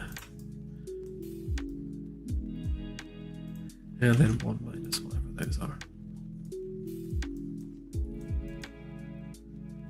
Right, so that should line up now. And let's just make sure that we're not messing ourselves up at any point.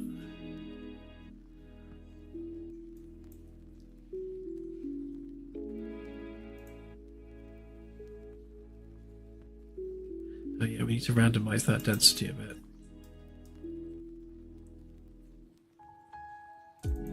That's just using kilograms.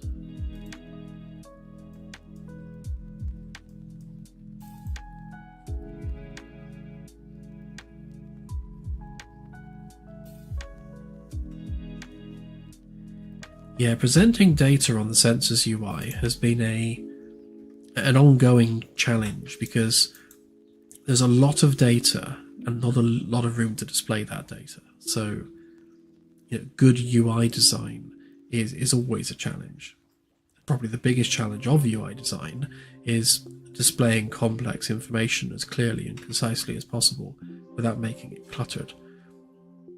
The new UI is certainly a lot better than the old UI, but I need to clean up the nested trees because they're dodgy to click on and it's not attractive to look at. I'll probably do it similar to how the multiplayer sessions browser is. So rather than just a list of text, you'll actually have like little blocks of information where it will give you a small amount of information about each thing that you're clicking on.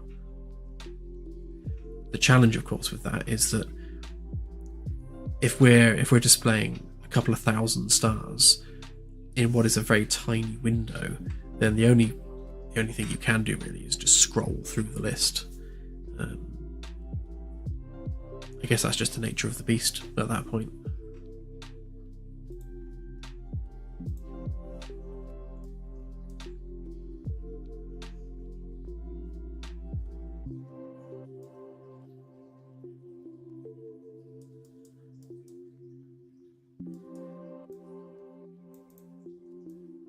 I just need to make sure we deduct the mass for the terrestrial worlds.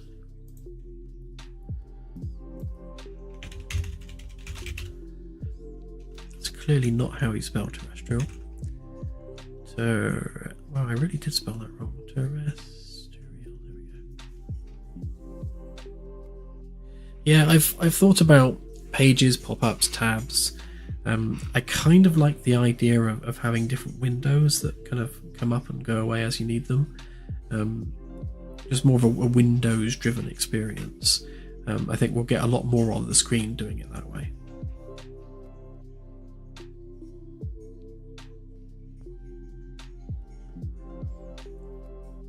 Yeah, more screens is probably one of the things we'll look at for sure.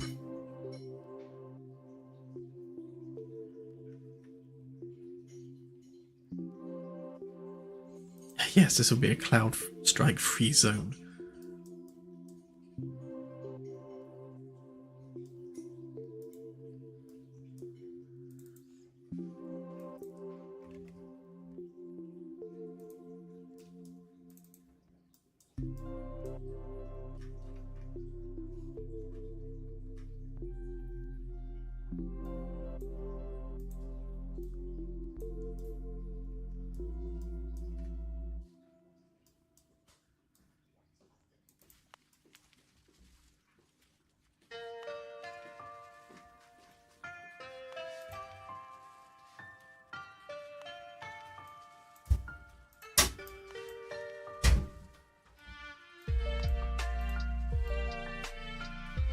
Excuse any noise you hear in the background, that is Claire feeding pigeons. And yes, the pigeons are still alive and surviving, much to my surprise.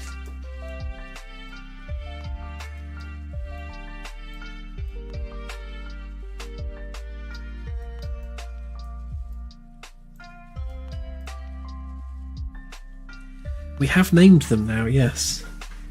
So there's a littler one of the two, and we think that one was born last. Apparently they can hatch kind of like days apart. So the little one we've named Pigwidgeon, from the owl of Ron Weasley, and the other one we have named Errol, again after the owl of Ron Weasley. So a couple of Harry Potter references there.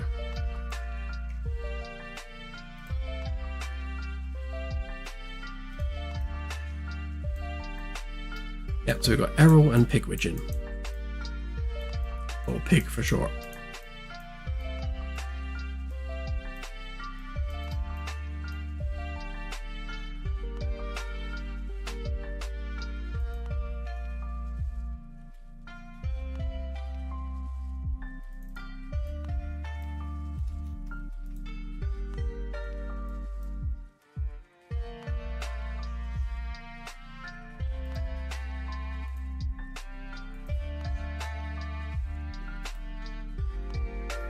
We've already got chickens infesting the ship. Don't think we want pigeons as well.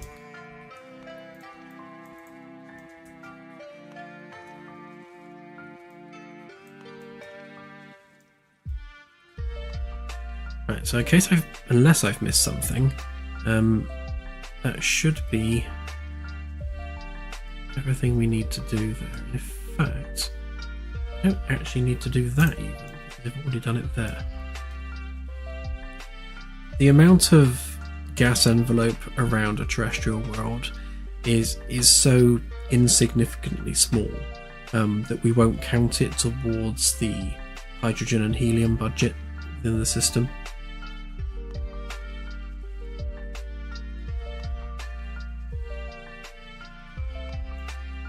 Yes, the cat is coming at some point once I've done all of this.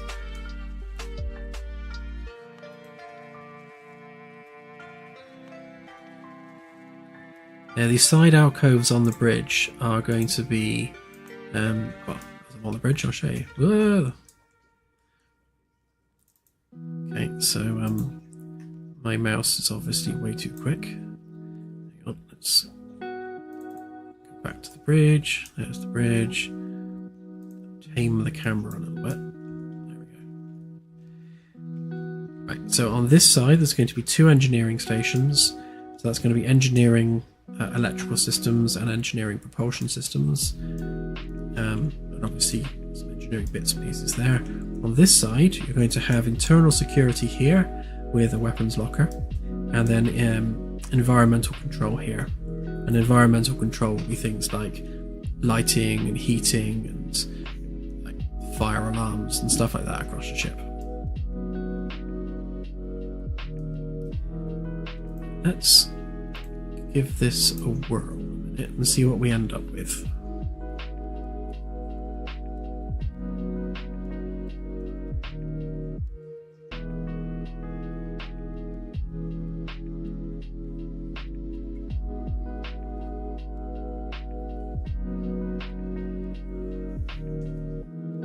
All good, BC5, thank you.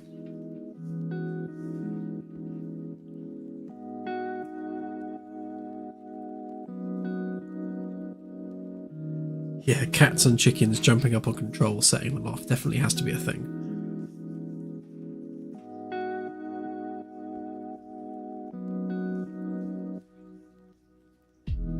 Imagine being in the middle of a really delicate, like, political negotiation where you've got all the diplomats there, all kind of carefully navigating the diplomatic waters, and then the cat jumps up on the console and just opens fire on their ship.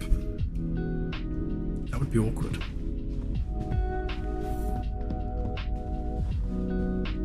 No, kitty, that's a bad kitty.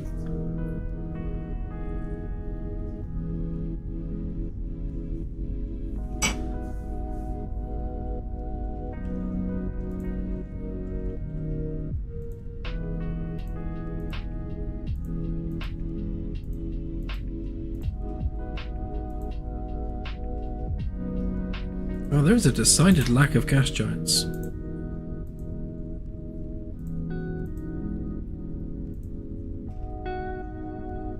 Interesting.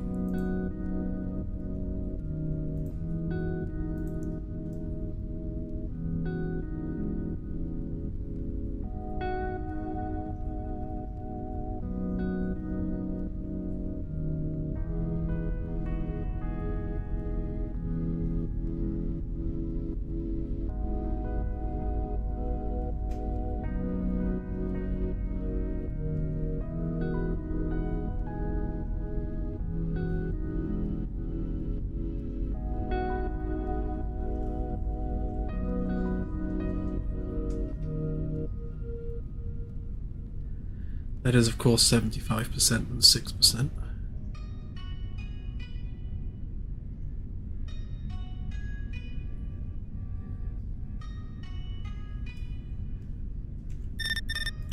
Compare that to Jupiter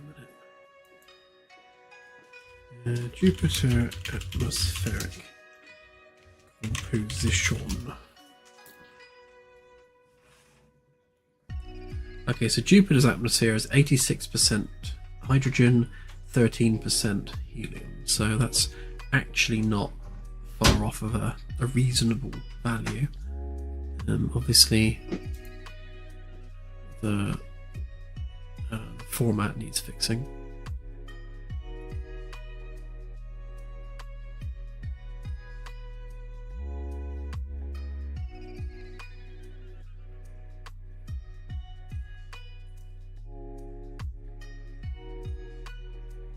Why was it saying 99% for everything else, though?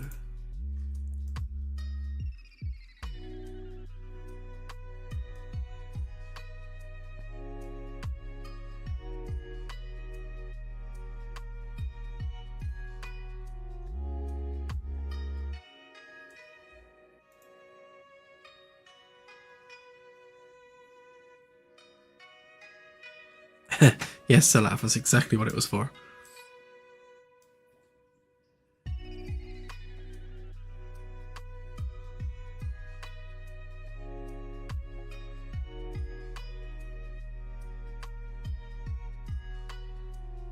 I mean, that definitely gave us a decent range of values. I don't know why gas giants have suddenly become really rare, so we'll have to look into that.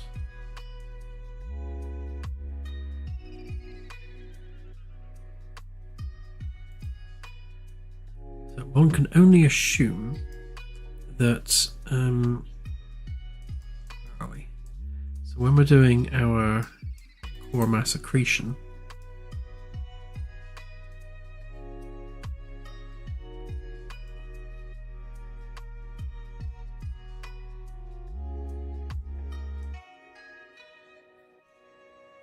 yeah, so we're definitely just...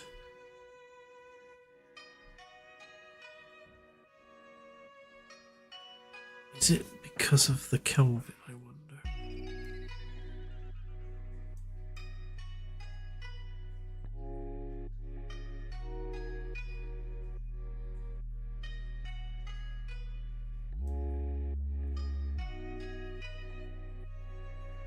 Could also be because of the clamp.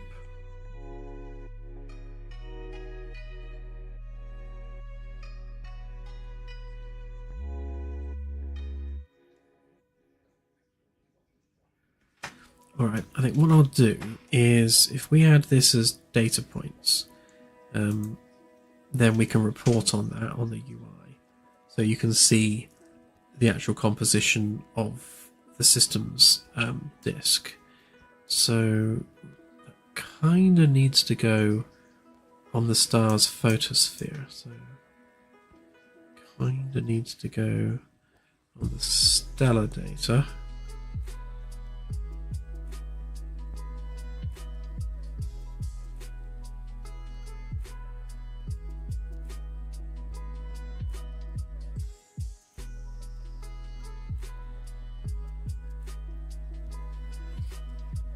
That's true, I can just imagine Star Trek where everyone's like, Alexa, Alexa, Alexa. And now the Alexa on my desk has just flashed at me. Not you, Alexa, go away. I don't know that. Yes, go away.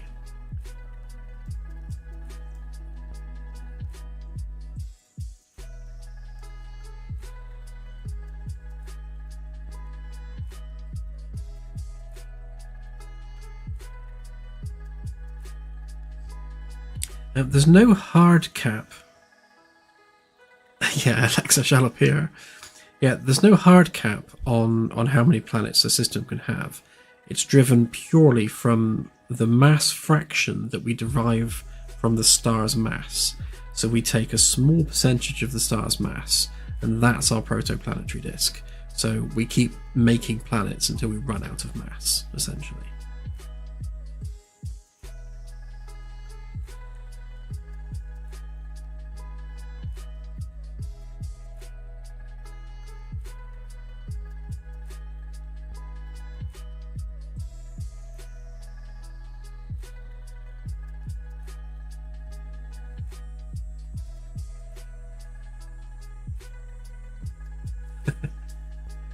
I could be really mean and get everyone's Alexas to rickroll them.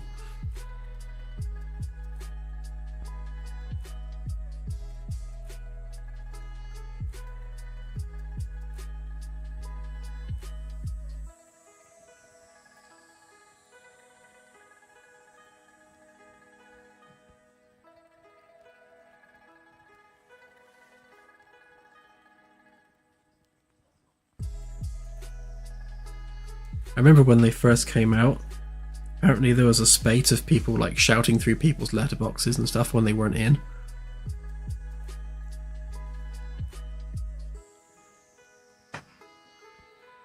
Imagine coming home to find Rick Astley on repeat. And you'll be like, what? How?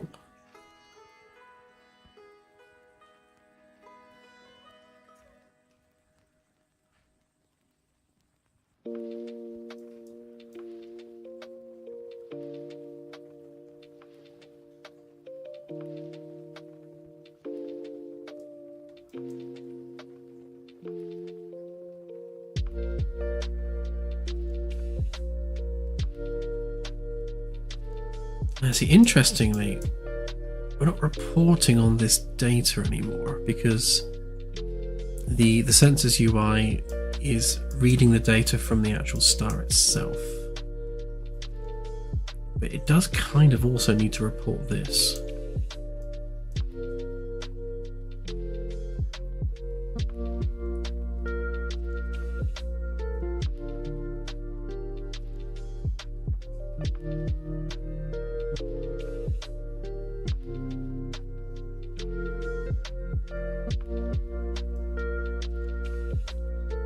Yeah, I'll have a look at that in a sec. The first thing I want to do though is I want to add some extra data points on here.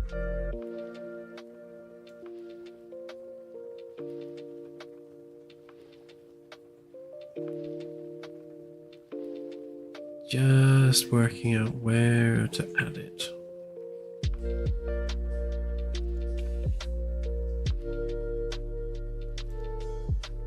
I suppose atmospheric data, that's what we need to start doing for the star. So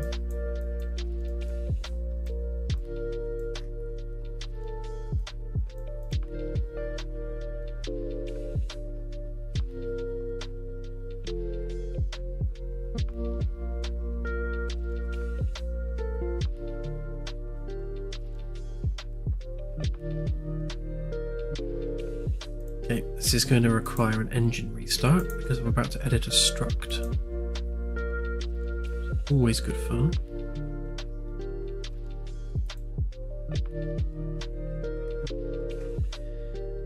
So, large body, atmospheric data.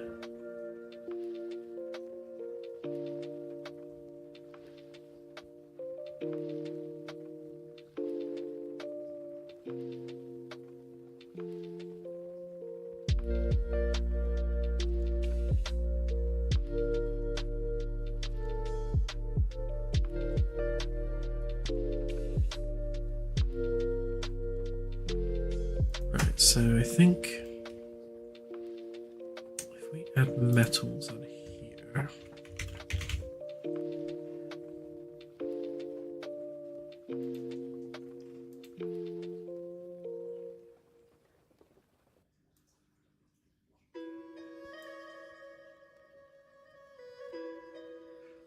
because this is kind of a dual purpose list here, because we use this for planetary atmospheres but also stars, because we treat planets and stars essentially as the same in terms of a large object within a star system. So there's a bit of a crossover with what these variables are used for.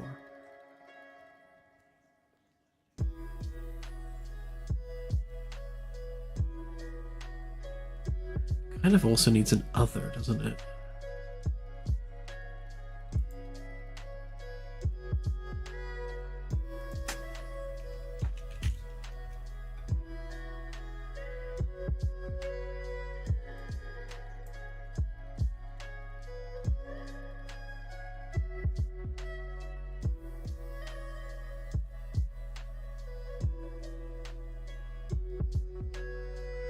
Yeah, I think using mass to define number of moons is fairly in keeping with reality. I mean, I think all of the gas giants have lots of moons, don't they?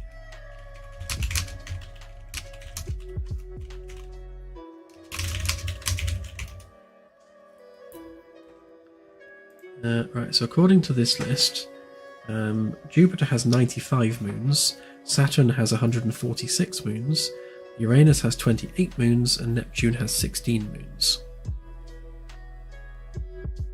And, just to be awkward, Pluto has 5 moons. So in actual fact, no, mass is no good, because Saturn is a lot less massive than Jupiter and yet has almost double the amount of moons.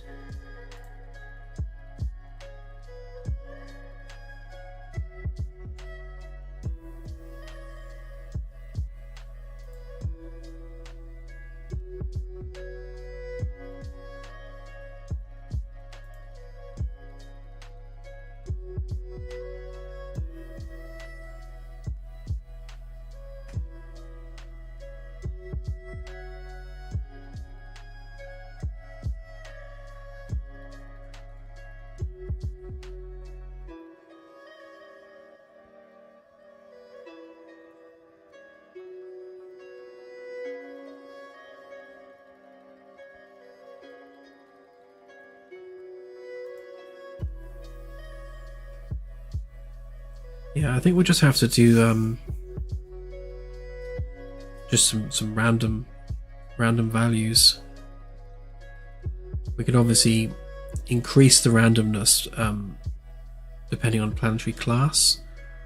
So Earth-like mass worlds could have, say, between 0 and 3, and gas giants can have like 0 and 200.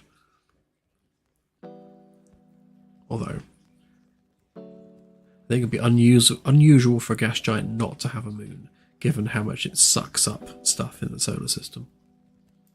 I don't want to save any of those.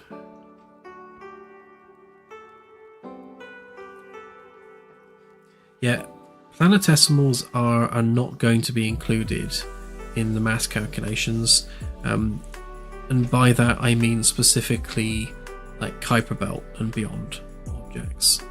So we will generate a random number of Kuiper Belt objects.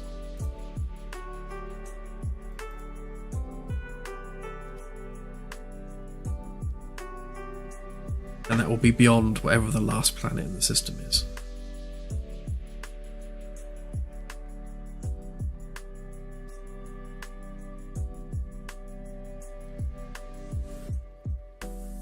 From what I've seen of planetary modelling, or rather protoplanetary disk modelling, it is likely that every star system has an equivalent of a Kuiper Belt.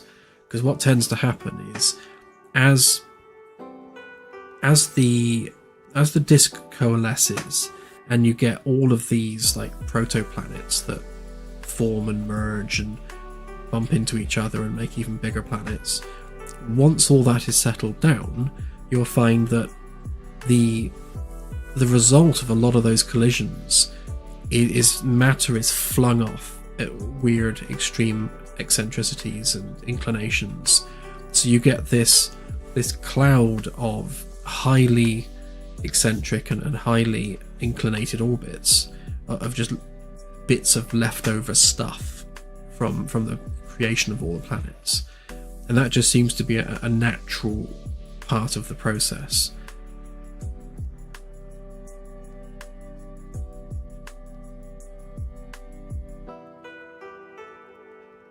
Yeah, I wouldn't worry about it too bad. The distances between those objects are absolutely massive. Like, the chances of flying into anything is practically zero.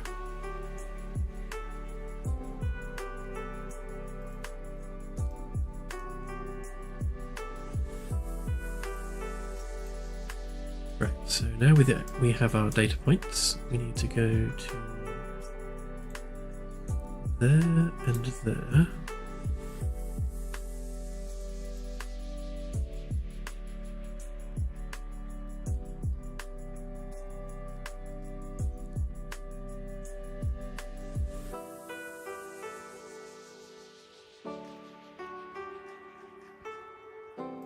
Where did I hide these variables? Oh, here we go. So helium, sorry, hydrogen. Stick it in the right place. Hydrogen, helium, and metals.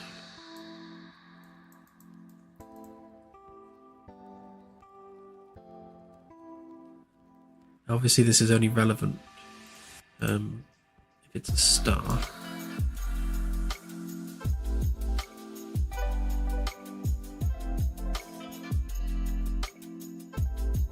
Much better odds than that, yes. Yes, mining will be quite a big part of the game when it comes to the repairs and maintenance side of things, because the 3D printers will require matter as a resource. So you'll be out there harvesting various elemental things.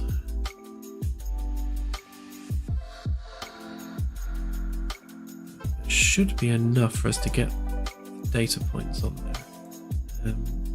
Obviously that is in kilograms, so what we need to do, this here UI,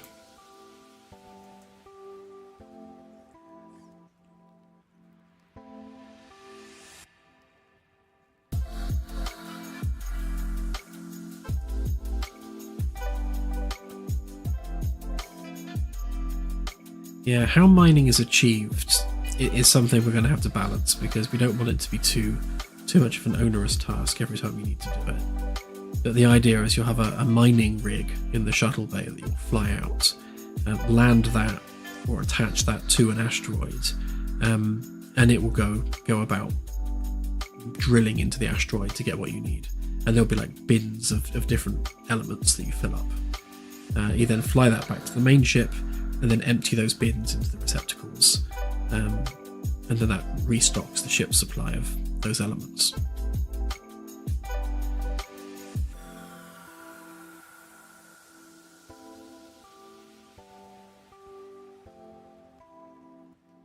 Yeah, I'm picturing it essentially just engaging the various drills. So you would land on the object that you're going to mine, and all of the mining drill heads will be underneath the mining rig, and when you engage the rig, it will just drill down into whatever's underneath you, and then whatever is there will be what is filtered out into the various elemental bins.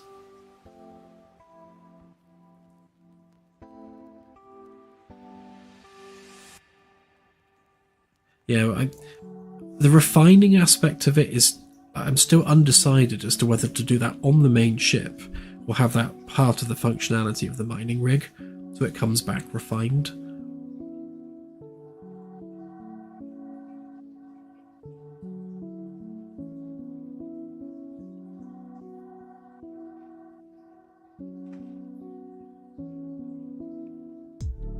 Right now it's just me doing the core coding and modelling, Caleb, but we are currently actively recruiting more people. As for how many more people, 3 to 5, I would say.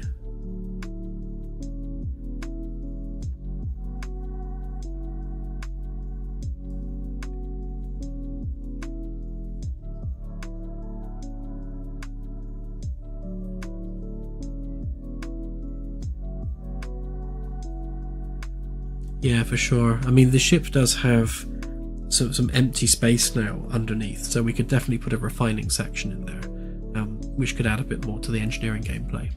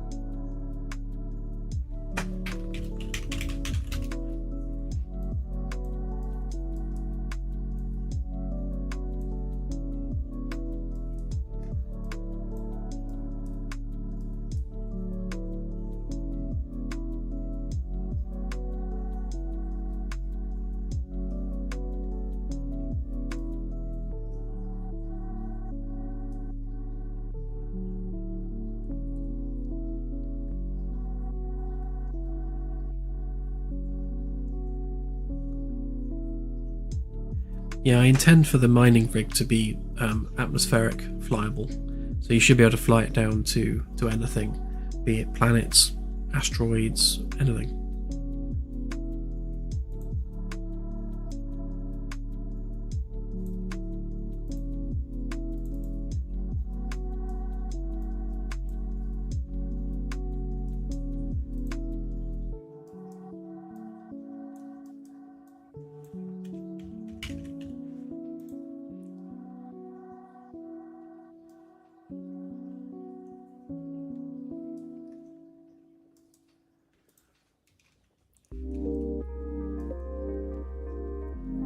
Okay, so essentially I need to combine all of this into a single text output.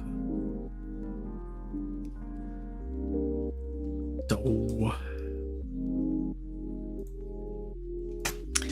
hang on, let's let's see if we can do this a bit more intelligently.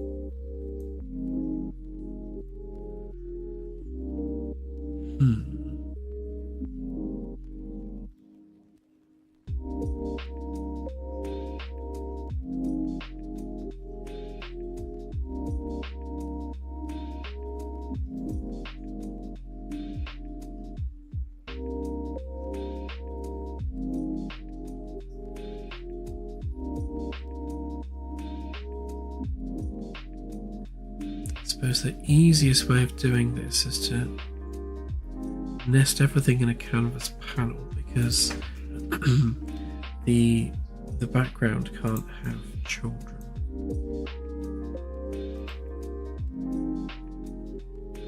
Is it because it has a label? No. Oh. Does it have a label? Oh, it does have a label. So it's already got a child object, that's why. Okay.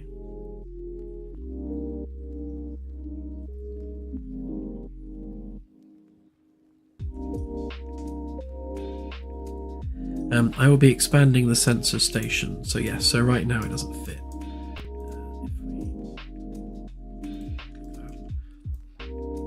Yeah, so we've got this overhang here. So this console needs to be remodeled. It needs remodeling a bit anyway. I never was particularly happy with it. Yes, the screens need to be bigger. At some point, it also needs a separate keypad so that you can enter data down here rather than having the data input on the screen. But that's a future update.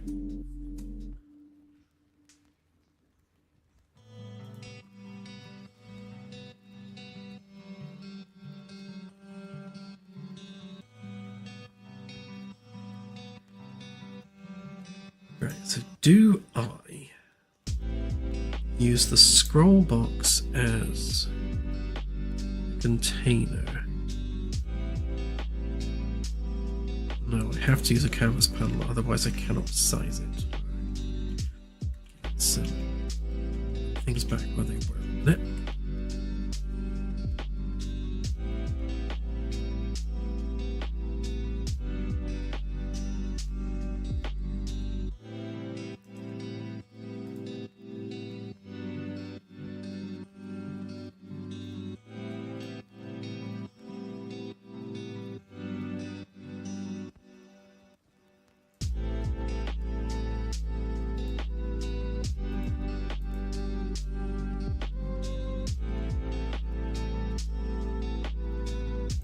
Mind that, oh, I know what I did wrong.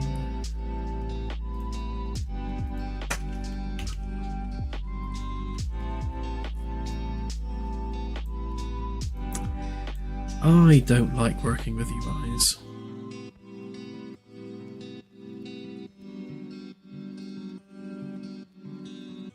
I use GitLab for version control.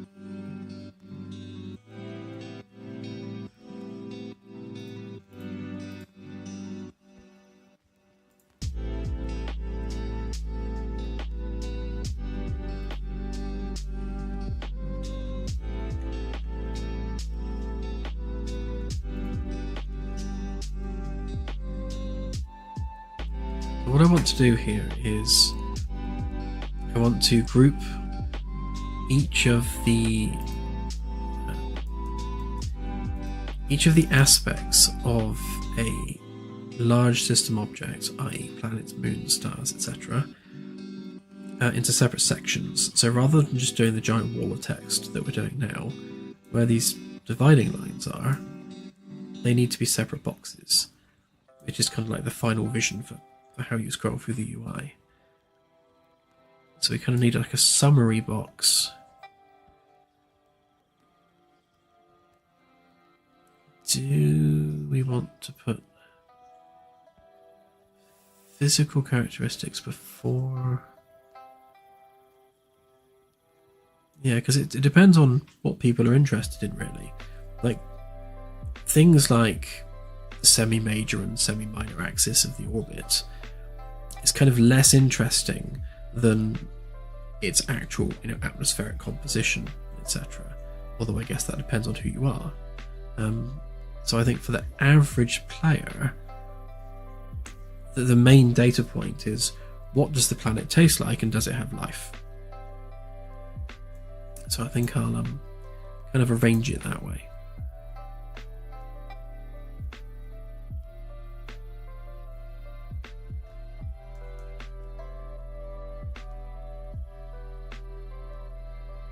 Yeah, I rely on GitLab exactly that for backups and things. If the house burns down and all the computers die, then at least I know the project is secured on GitLab and it's there, it's waiting.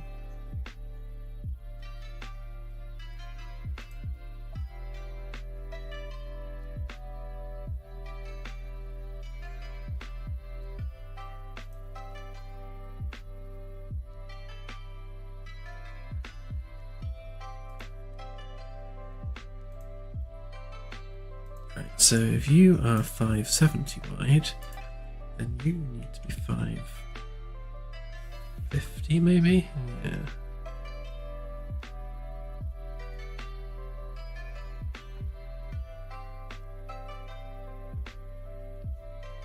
Yeah, a lot of these data points need to end up all over the place, really.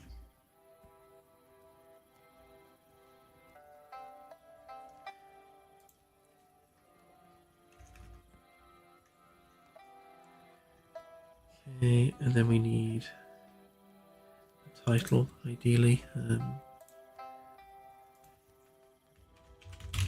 actually have a title function built in. Characteristics.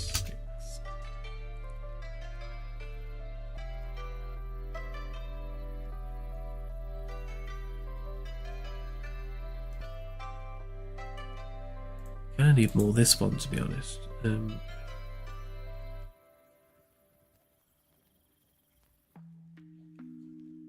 that the same class? It is the same class. Why does that have better location for the logo?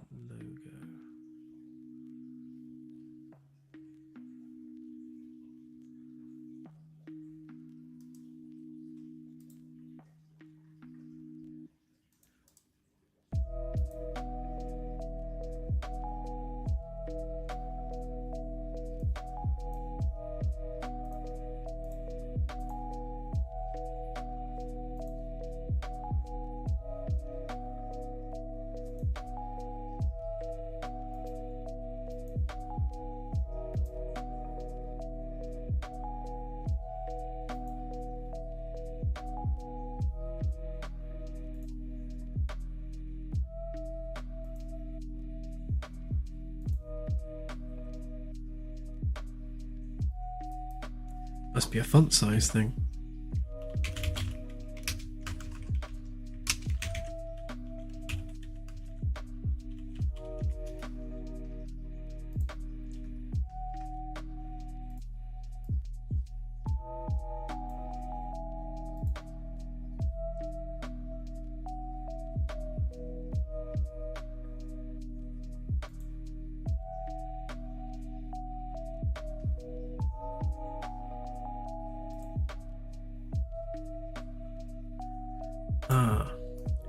I see, I see.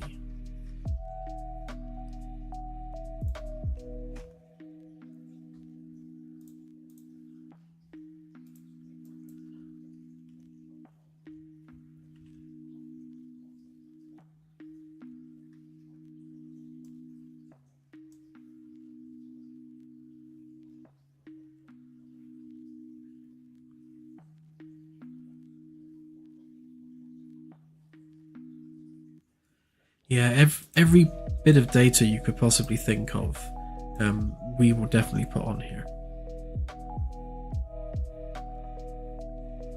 Essentially, the game is generating all of that data, so we should be displaying it.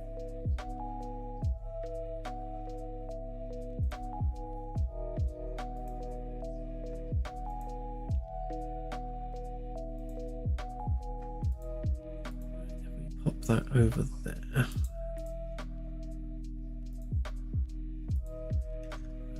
That one there. That one there. Should give us room for a scroll bar.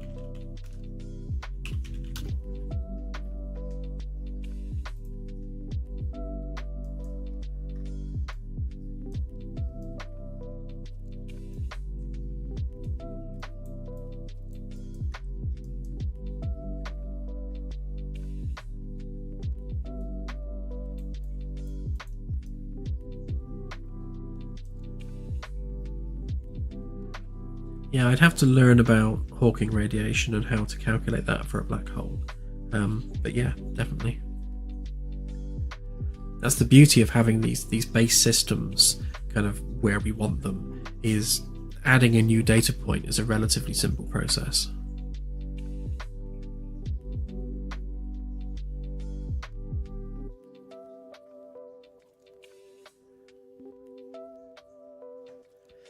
Yeah, well, we can put estimated ETAs on the sensors, kind of based on something like assuming full speed. How long would it take you to get there?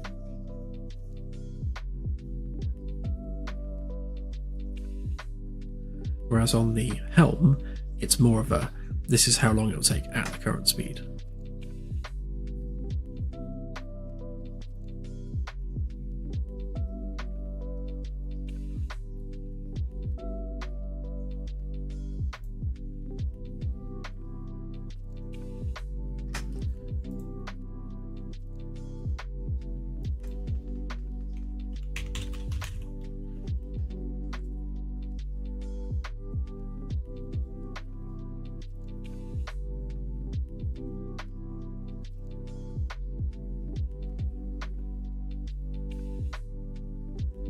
I believe Sag A is very much not a white hole.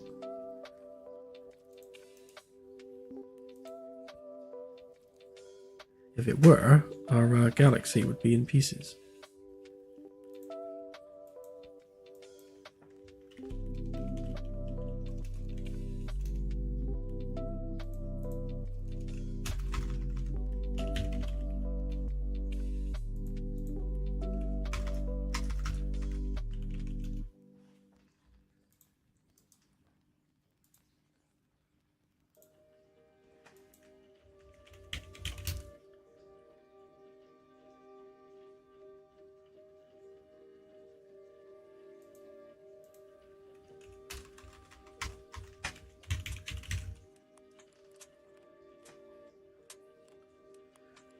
Wormholes are actually something I plan to add quite soon, because they're actually not really that difficult to do. The thing with wormholes is all you're doing is translating the location of the ship. So you just give it a different XYZ, display a pretty graphic while it's going through the wormhole, and now you're somewhere else in the galaxy. The prerequisite for including wormholes is sublight control, because they're obviously going to be sublight objects, and you need to be able to collide with them to trigger that translation.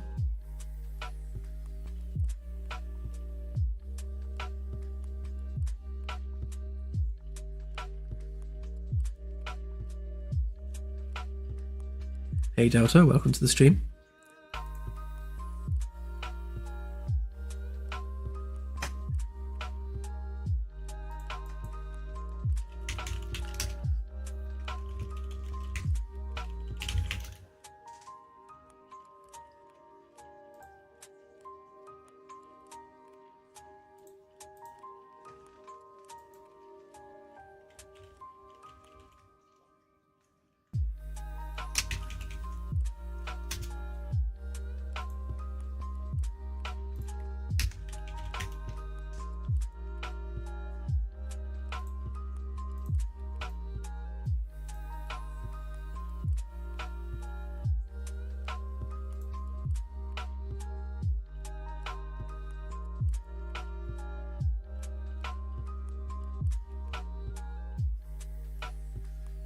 Yeah, essentially a wormhole will exist as a sphere in space, and you just plough the ship into the sphere. And as soon as the sphere detects that the ship has hit it, then you essentially fall into the wormhole and end up somewhere else.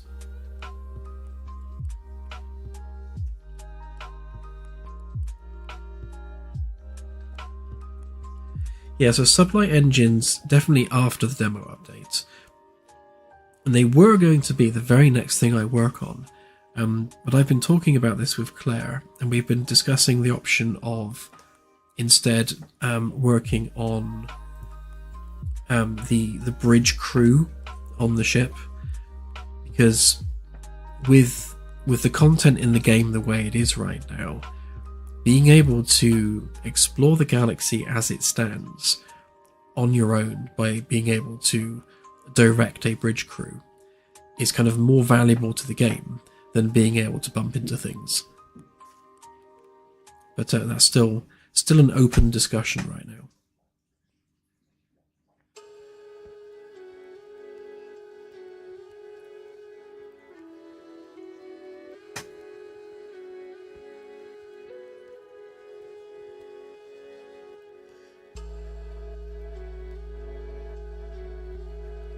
Yeah, so I think the way I'll handle it literally as version 0.1 is like you could walk up to the helm chair and just select spawn NPC.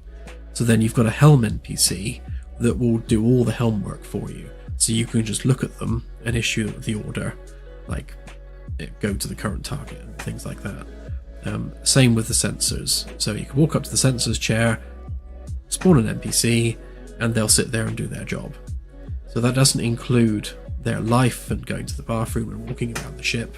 They will literally sit there in the chair doing what they're told, until you then walk back up to the chair and say remove NPC, and then they'll go away.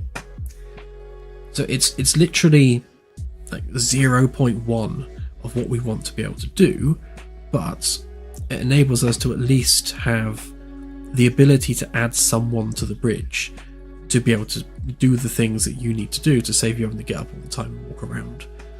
Which means you can then take on more of a captain role and then just look at the sensors guy, look at the helm guy, and issue commands from your comfy captain's chair. I think arguably that brings more value than having the ability to collide with planets and rocks and stuff.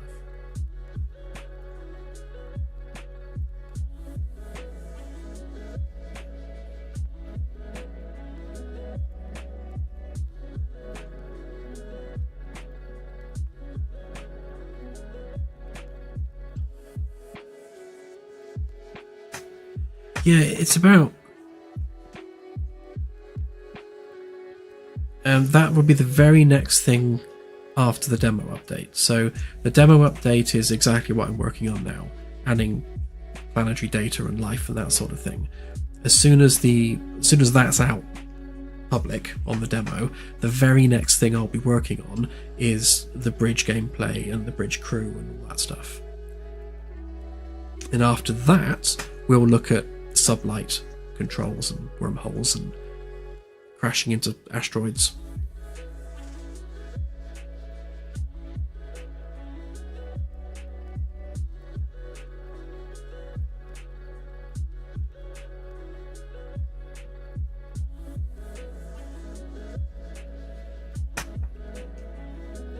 Yeah, I'm actually I'm considering for the demo update removing the outer skin of the front and the rear of the ship to just have exposed framework.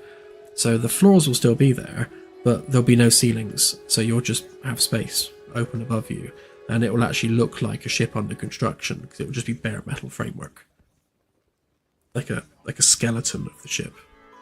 Should look really cool.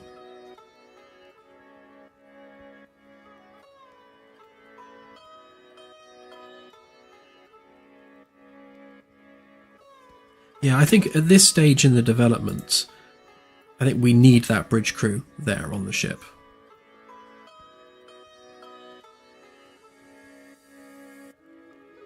Yeah, a combination of the holo display and looking directly at the NPC and issuing orders. Essentially what this is us building the very first implementation of being able to actually tell NPCs what to do. So my vision for the holo display is for that to be like the main command interface for the ship. So you'll select whichever bridge station you're interested in, generally speaking, like the sensors, walk up to the sensors display, and then actually click on, say, a star system, and then turn to the sensors guy and say, scan this system, or target this. Equally, you could look over at the helm and say, take us here. So it just gives you that ability to order the NPCs around based on strolling around the holo display, clicking on stuff. Hopefully that should be really kind of nice and tactile and kind of immersive. So we will dial it in as we build it out.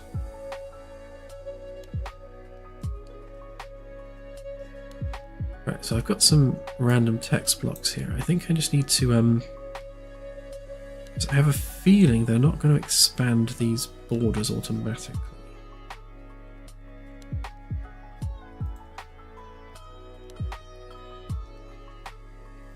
Unless...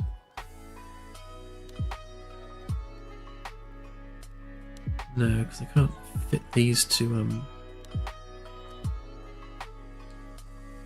Yeah, so I'll have to size them depending on the expected text.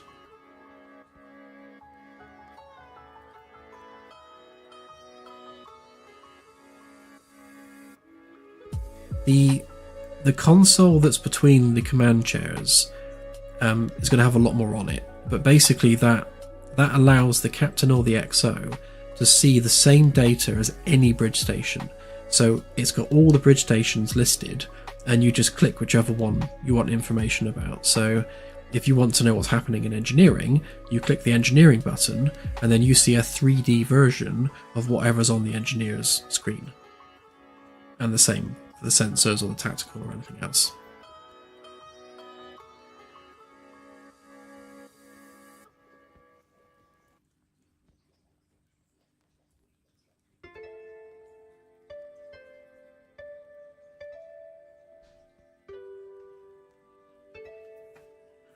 So just thinking about it, so yeah, so you'll have to have some interaction with the person on that station, because you'll select sensors, for example, which it will be in the first implementation, and you'll obviously see a 3D version of whatever the sensors is outputting.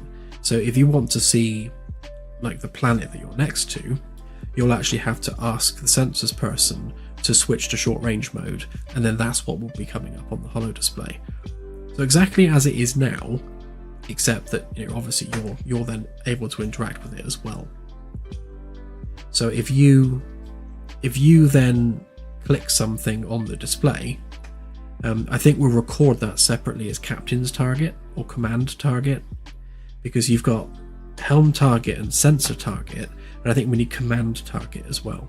So when you look at the helm person, you could either say navigate to my target, or you could say navigate to the sensor's target, and obviously they could be two separate locations.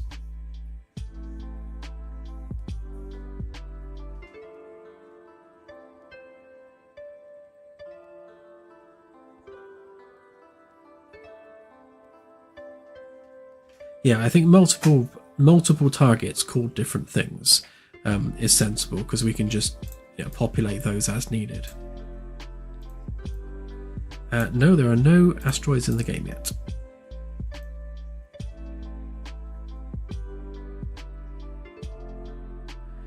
Yeah, Zelaf, it's screen real estate is definitely a struggle. Making the screens slightly taller obviously gives us the space to fit more on. But the problem is, like, making them any bigger, you're starting to take up a lot of space.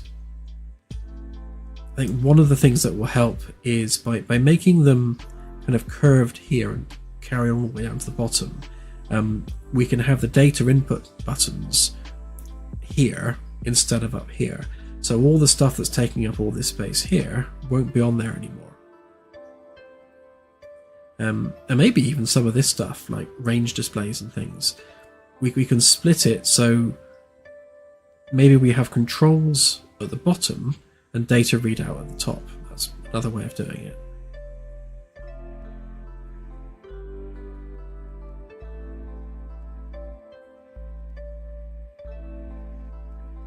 Oh, I see what you mean. Yeah. Yeah, depending on the width of the data that we need, let's fill it with data and we'll see. Because yes, if we're only kind of, if the text is only coming up to here, then yeah, 4x4, 2x2 is definitely the way to go.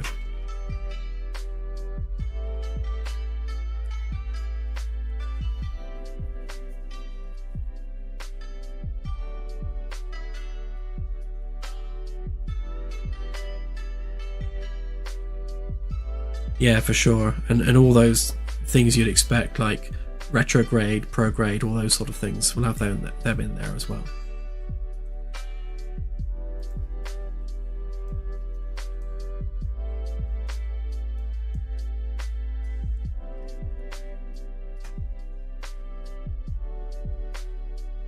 So if we're doing that, where are we doing that?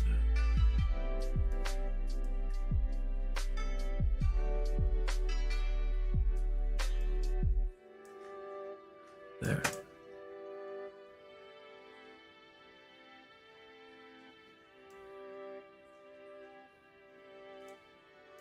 Yeah, because these are going to have to be done separately, so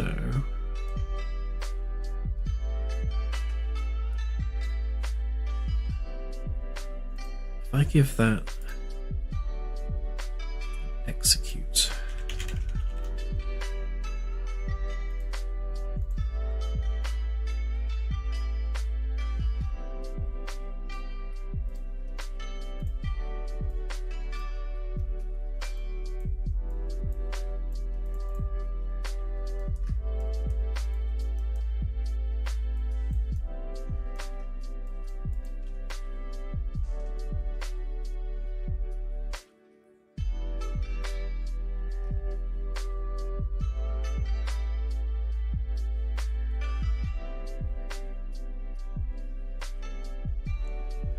yeah, you can already use like voice attack or game glass, something like that.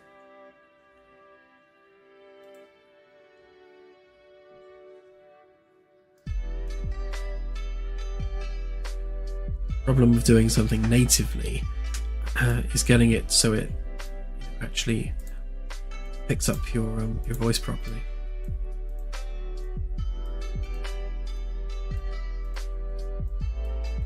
There's a big difference between having voice recognition and having good voice recognition.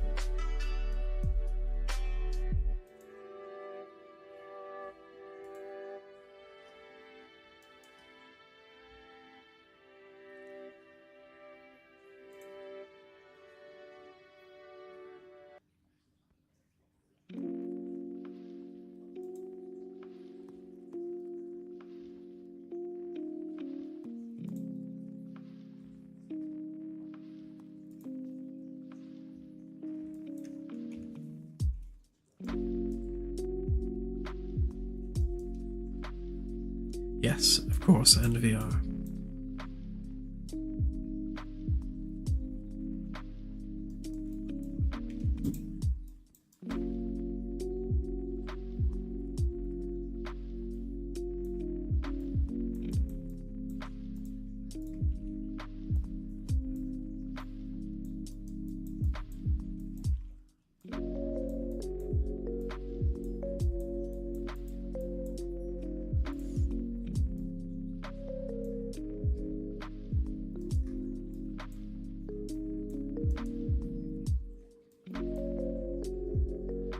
Okay, so to do this, what we're going to have to do is we'll treat each of those objects separately, and we kind of have to condense these down accordingly. So really each of these just needs to output a single text field. So rather than just going bleh like this, do away with that entirely.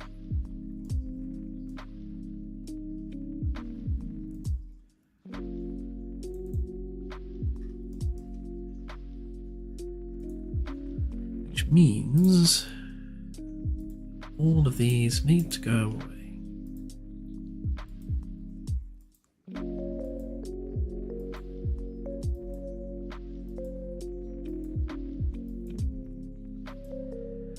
Yeah, each command on each console will have a keyboard shortcut associated with it, and we'll make sure that literally every button has a keyboard shortcut, and that will work depending on which chair you're sat in.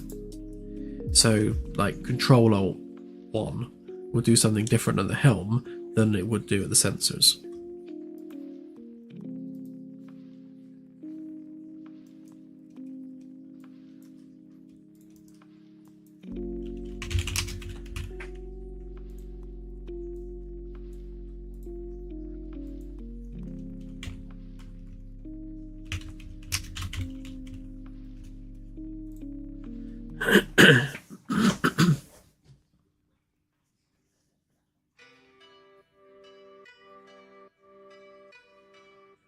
Yes, it should work just as well with Stream Deck.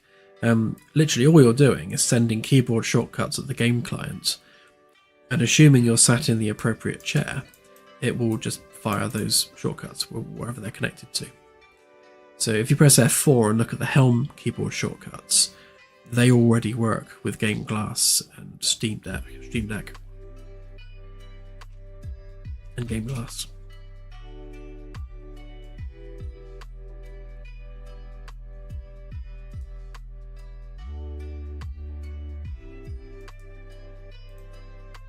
Right, so for each of these,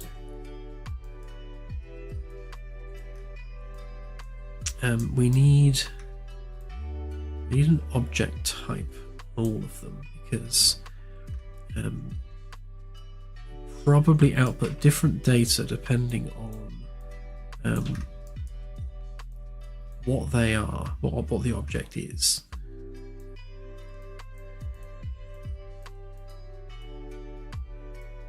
So we should be able to make this nice and clean.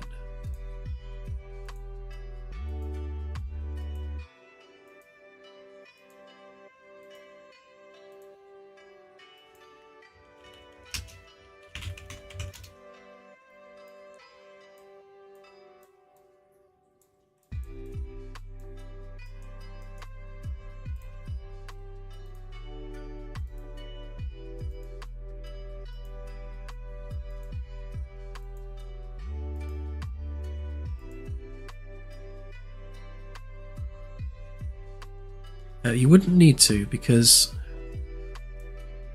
when you're sat in the helm chair, it loads a different profile. So the helm profile would have essentially different keyboard shortcuts assigned to different things.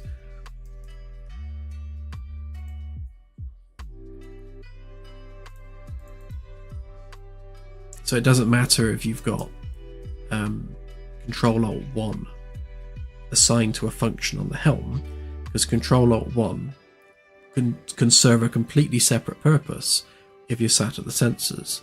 So let's say Control-Alt-1 is scan target. If you say scan target at the sensor console, it will do that. And then you could say like engage FTL at the helm, and Control-Alt-1 does a different job there.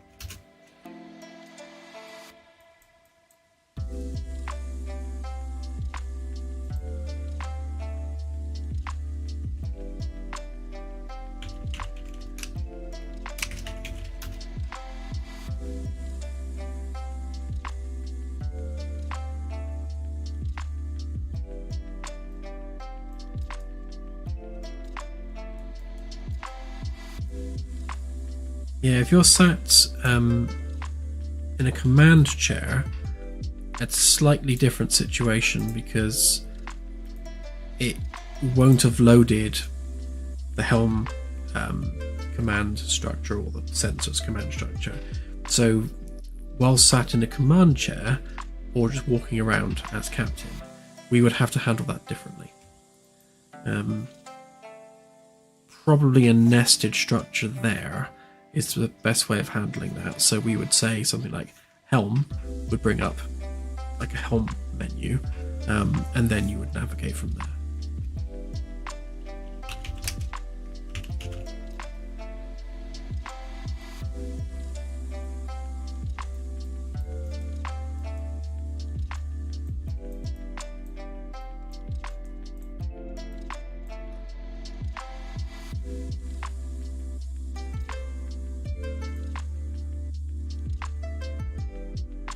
I suppose life needs to go on surface data, really, doesn't it?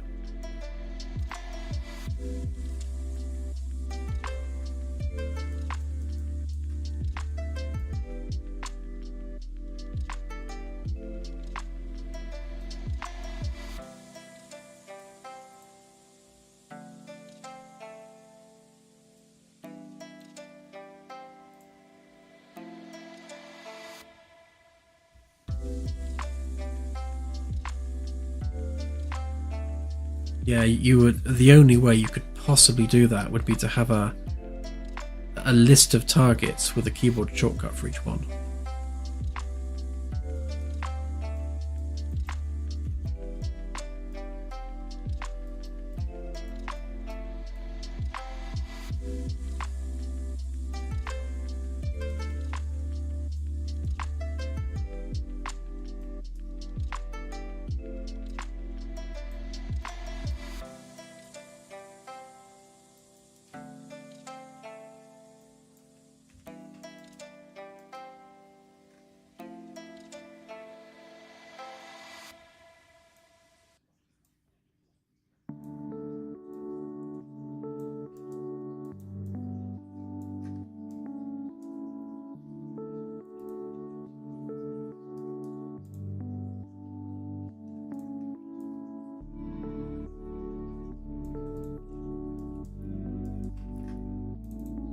Yeah, the beginnings of a target log, I suppose you'd call it, on the helm is already there. It's just it's not built out yet. So you'll be able to save targets either where you currently are or just by typing it in.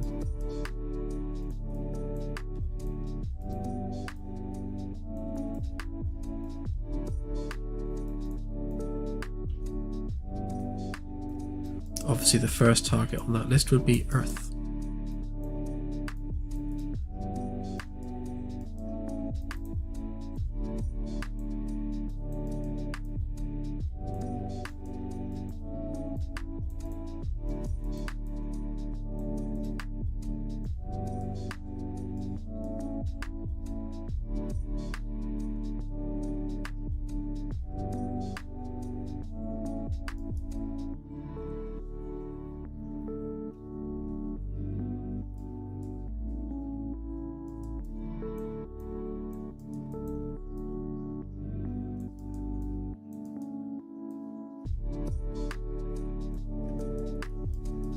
Right, this is starting to look more sensible now.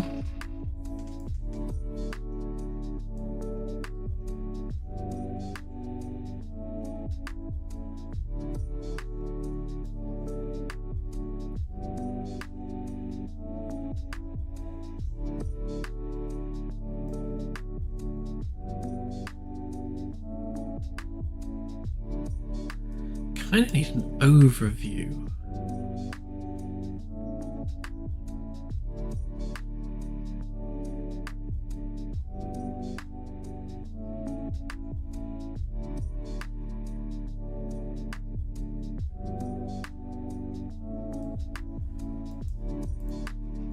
See if we can squeeze that in.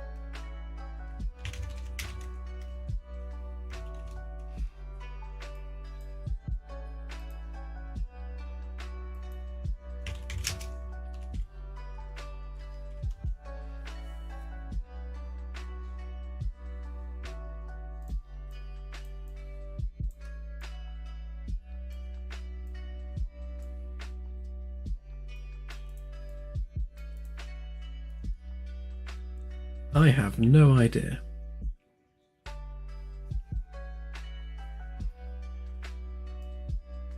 Although that said, at some point we'd love to be able to make a mission designer system, maybe tied into the Steam Workshop, where you could actually create missions and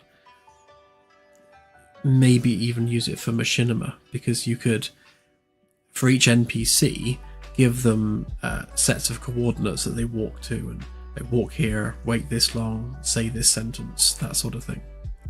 It should be possible to script that.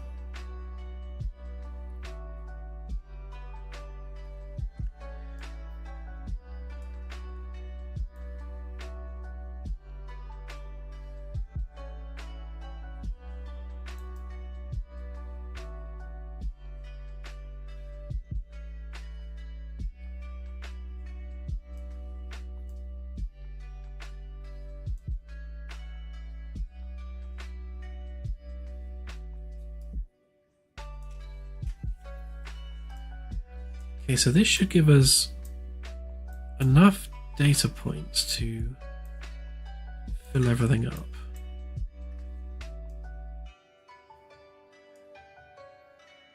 Might very well need star class. Let's see whether we need that in a sec. There.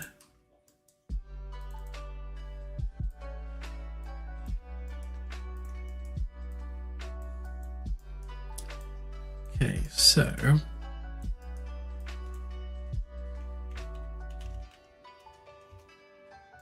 if we are a star, it's going to need to go over here. So if we're a star, we output that. If we're not a star, we output other stuff.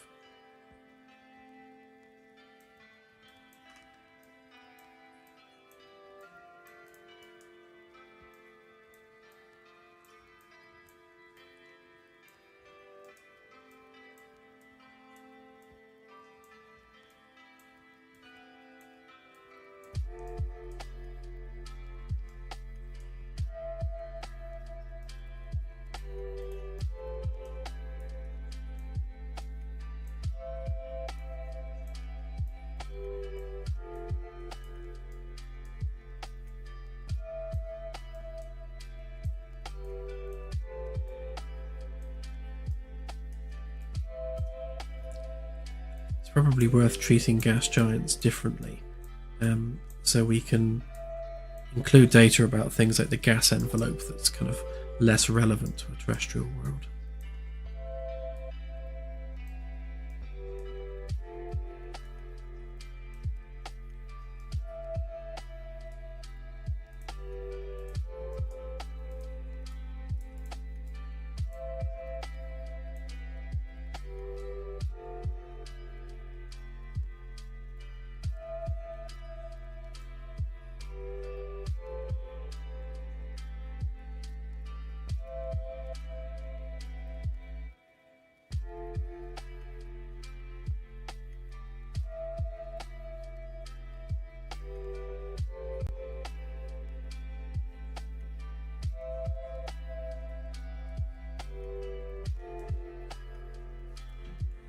Yeah, the roadmap document is sorely in need of updating, and we don't want to put any specific timescales on anything, because putting a timescale on it is just pointless, because the timescale is inevitably going to slip.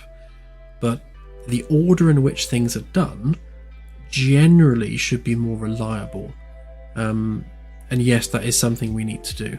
We need to kind of work out what systems we're going to build in what order, and what's being developed and delivered in what order. I guess a good example of that is the fact that we were planning to do sublight, flight and control next after the demo update, but it's become apparent that doing bridge crew gameplay with NPCs you can order around on the bridge is becoming more of an important thing for the game, and that brings more value than being able to fly into rocks. So, there are things which will need to be jiggled around, but yes, an order of play is definitely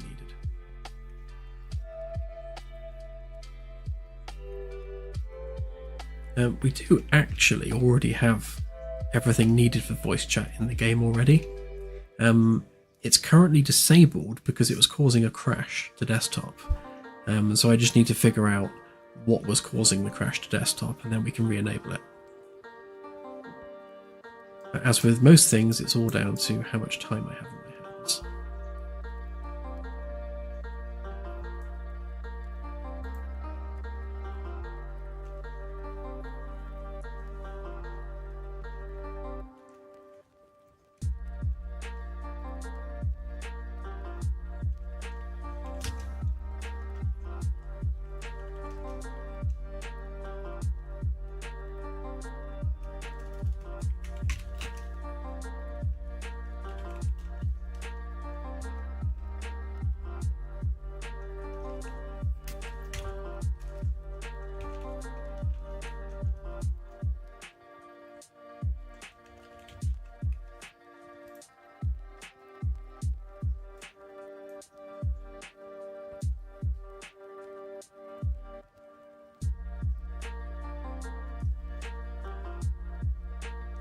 Yeah, so I'm definitely going to need the class on this one.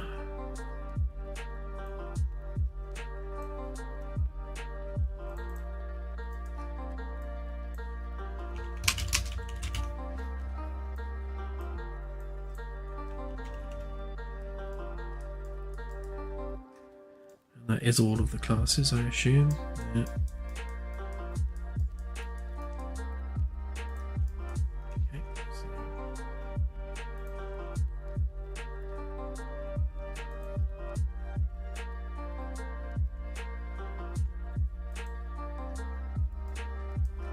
Took a worryingly long time to delete.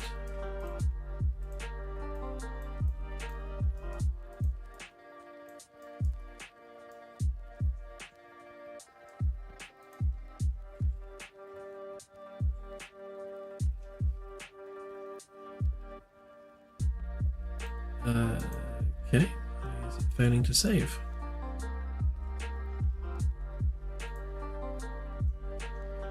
Weird.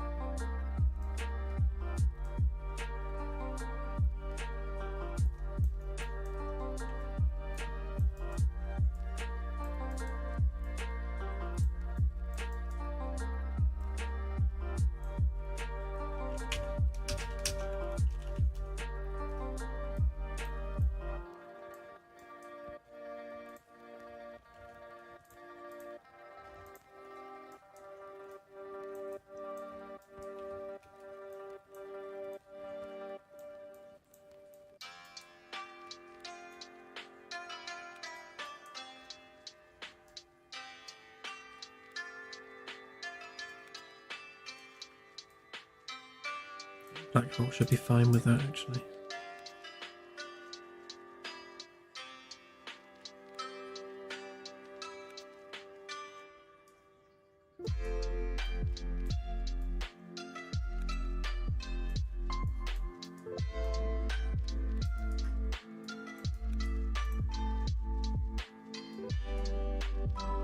So obviously the other thing I need to add to all of this is the actual overview text.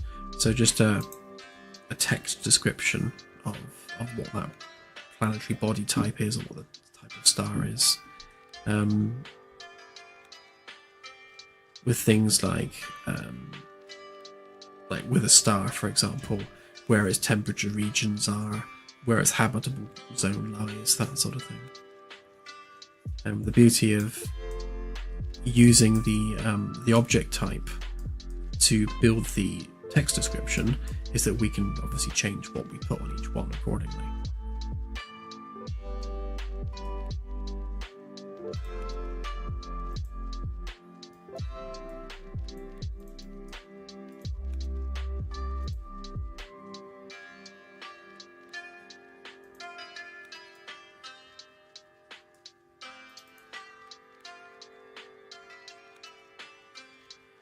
The voice chat uses Steam.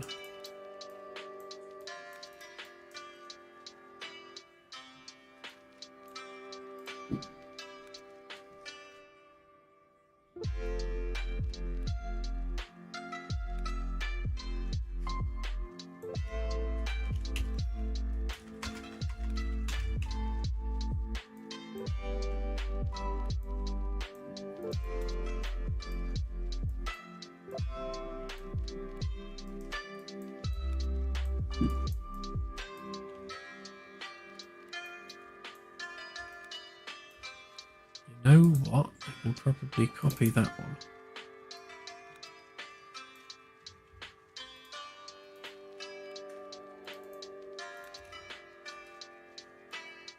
Huzzah. Saves a bit of legwork.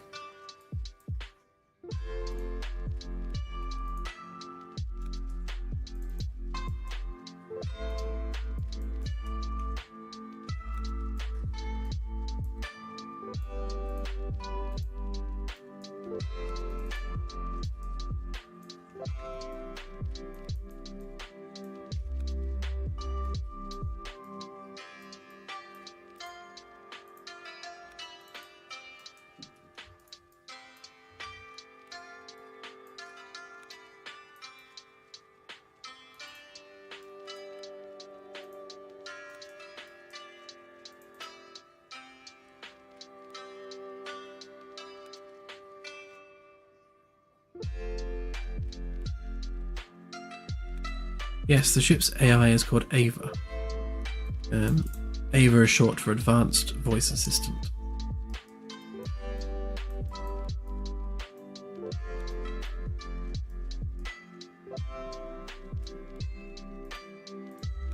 Let's just make sure this works. I think I need to rename this, don't I? Yeah.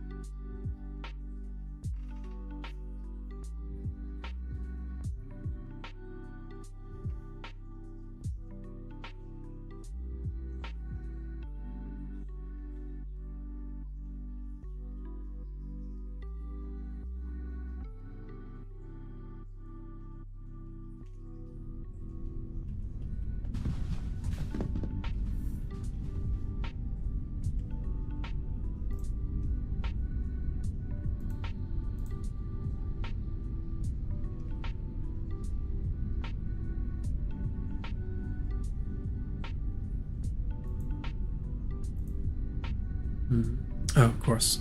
I was about to get confused then, but yes, it's look, Earth analog.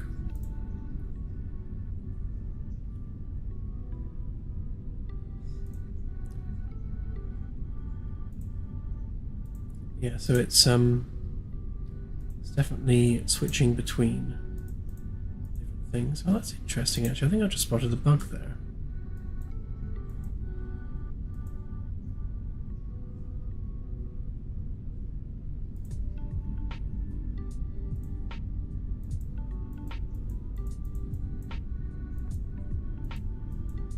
Really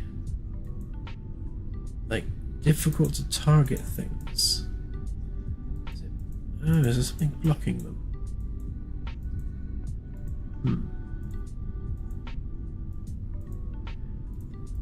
Once we've got the list expanded where we can click the planets, I cannot click Sol anymore, and that won't do at all. I think it's because it's highlighted. I expect. Need to make sure we get the system to recognise the fact you're now highlighting a planet, not the source star.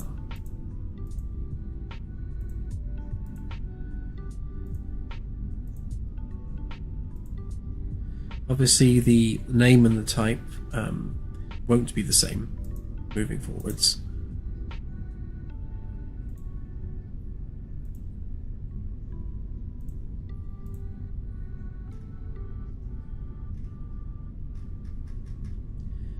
Works with the mouse wheel already, which is good.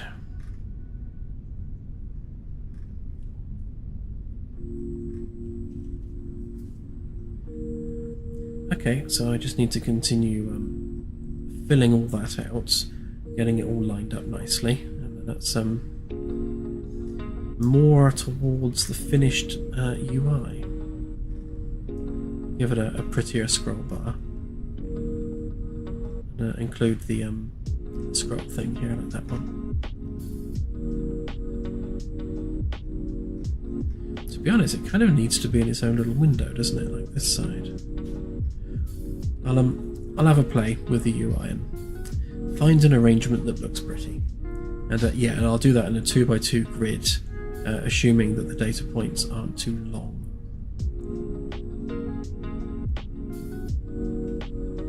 Well, I'm starting to lose my voice, and I've been streaming for over 3 hours, so I think I'll call it a night there. So we made a decent amount of progress. We've got the stellar metallicity, helium and hydrogen. Sorry, hydrogen and helium and metallicity values now added to star systems. Just need to get that on the display here. so that's good. Gas giants now, or all planets now, use specifically the metal elements of a star system's protoplanetary disk to form, so we're being far more granular there. And yeah, we're one step further towards generating that life, which is really, really good. So thank you everyone for watching, as always, and yeah, I shall see you we're on Sunday today, so I shall see you on a Wednesday stream at 8 PM. So yeah, be safe, have fun, and I shall see you on the next stream.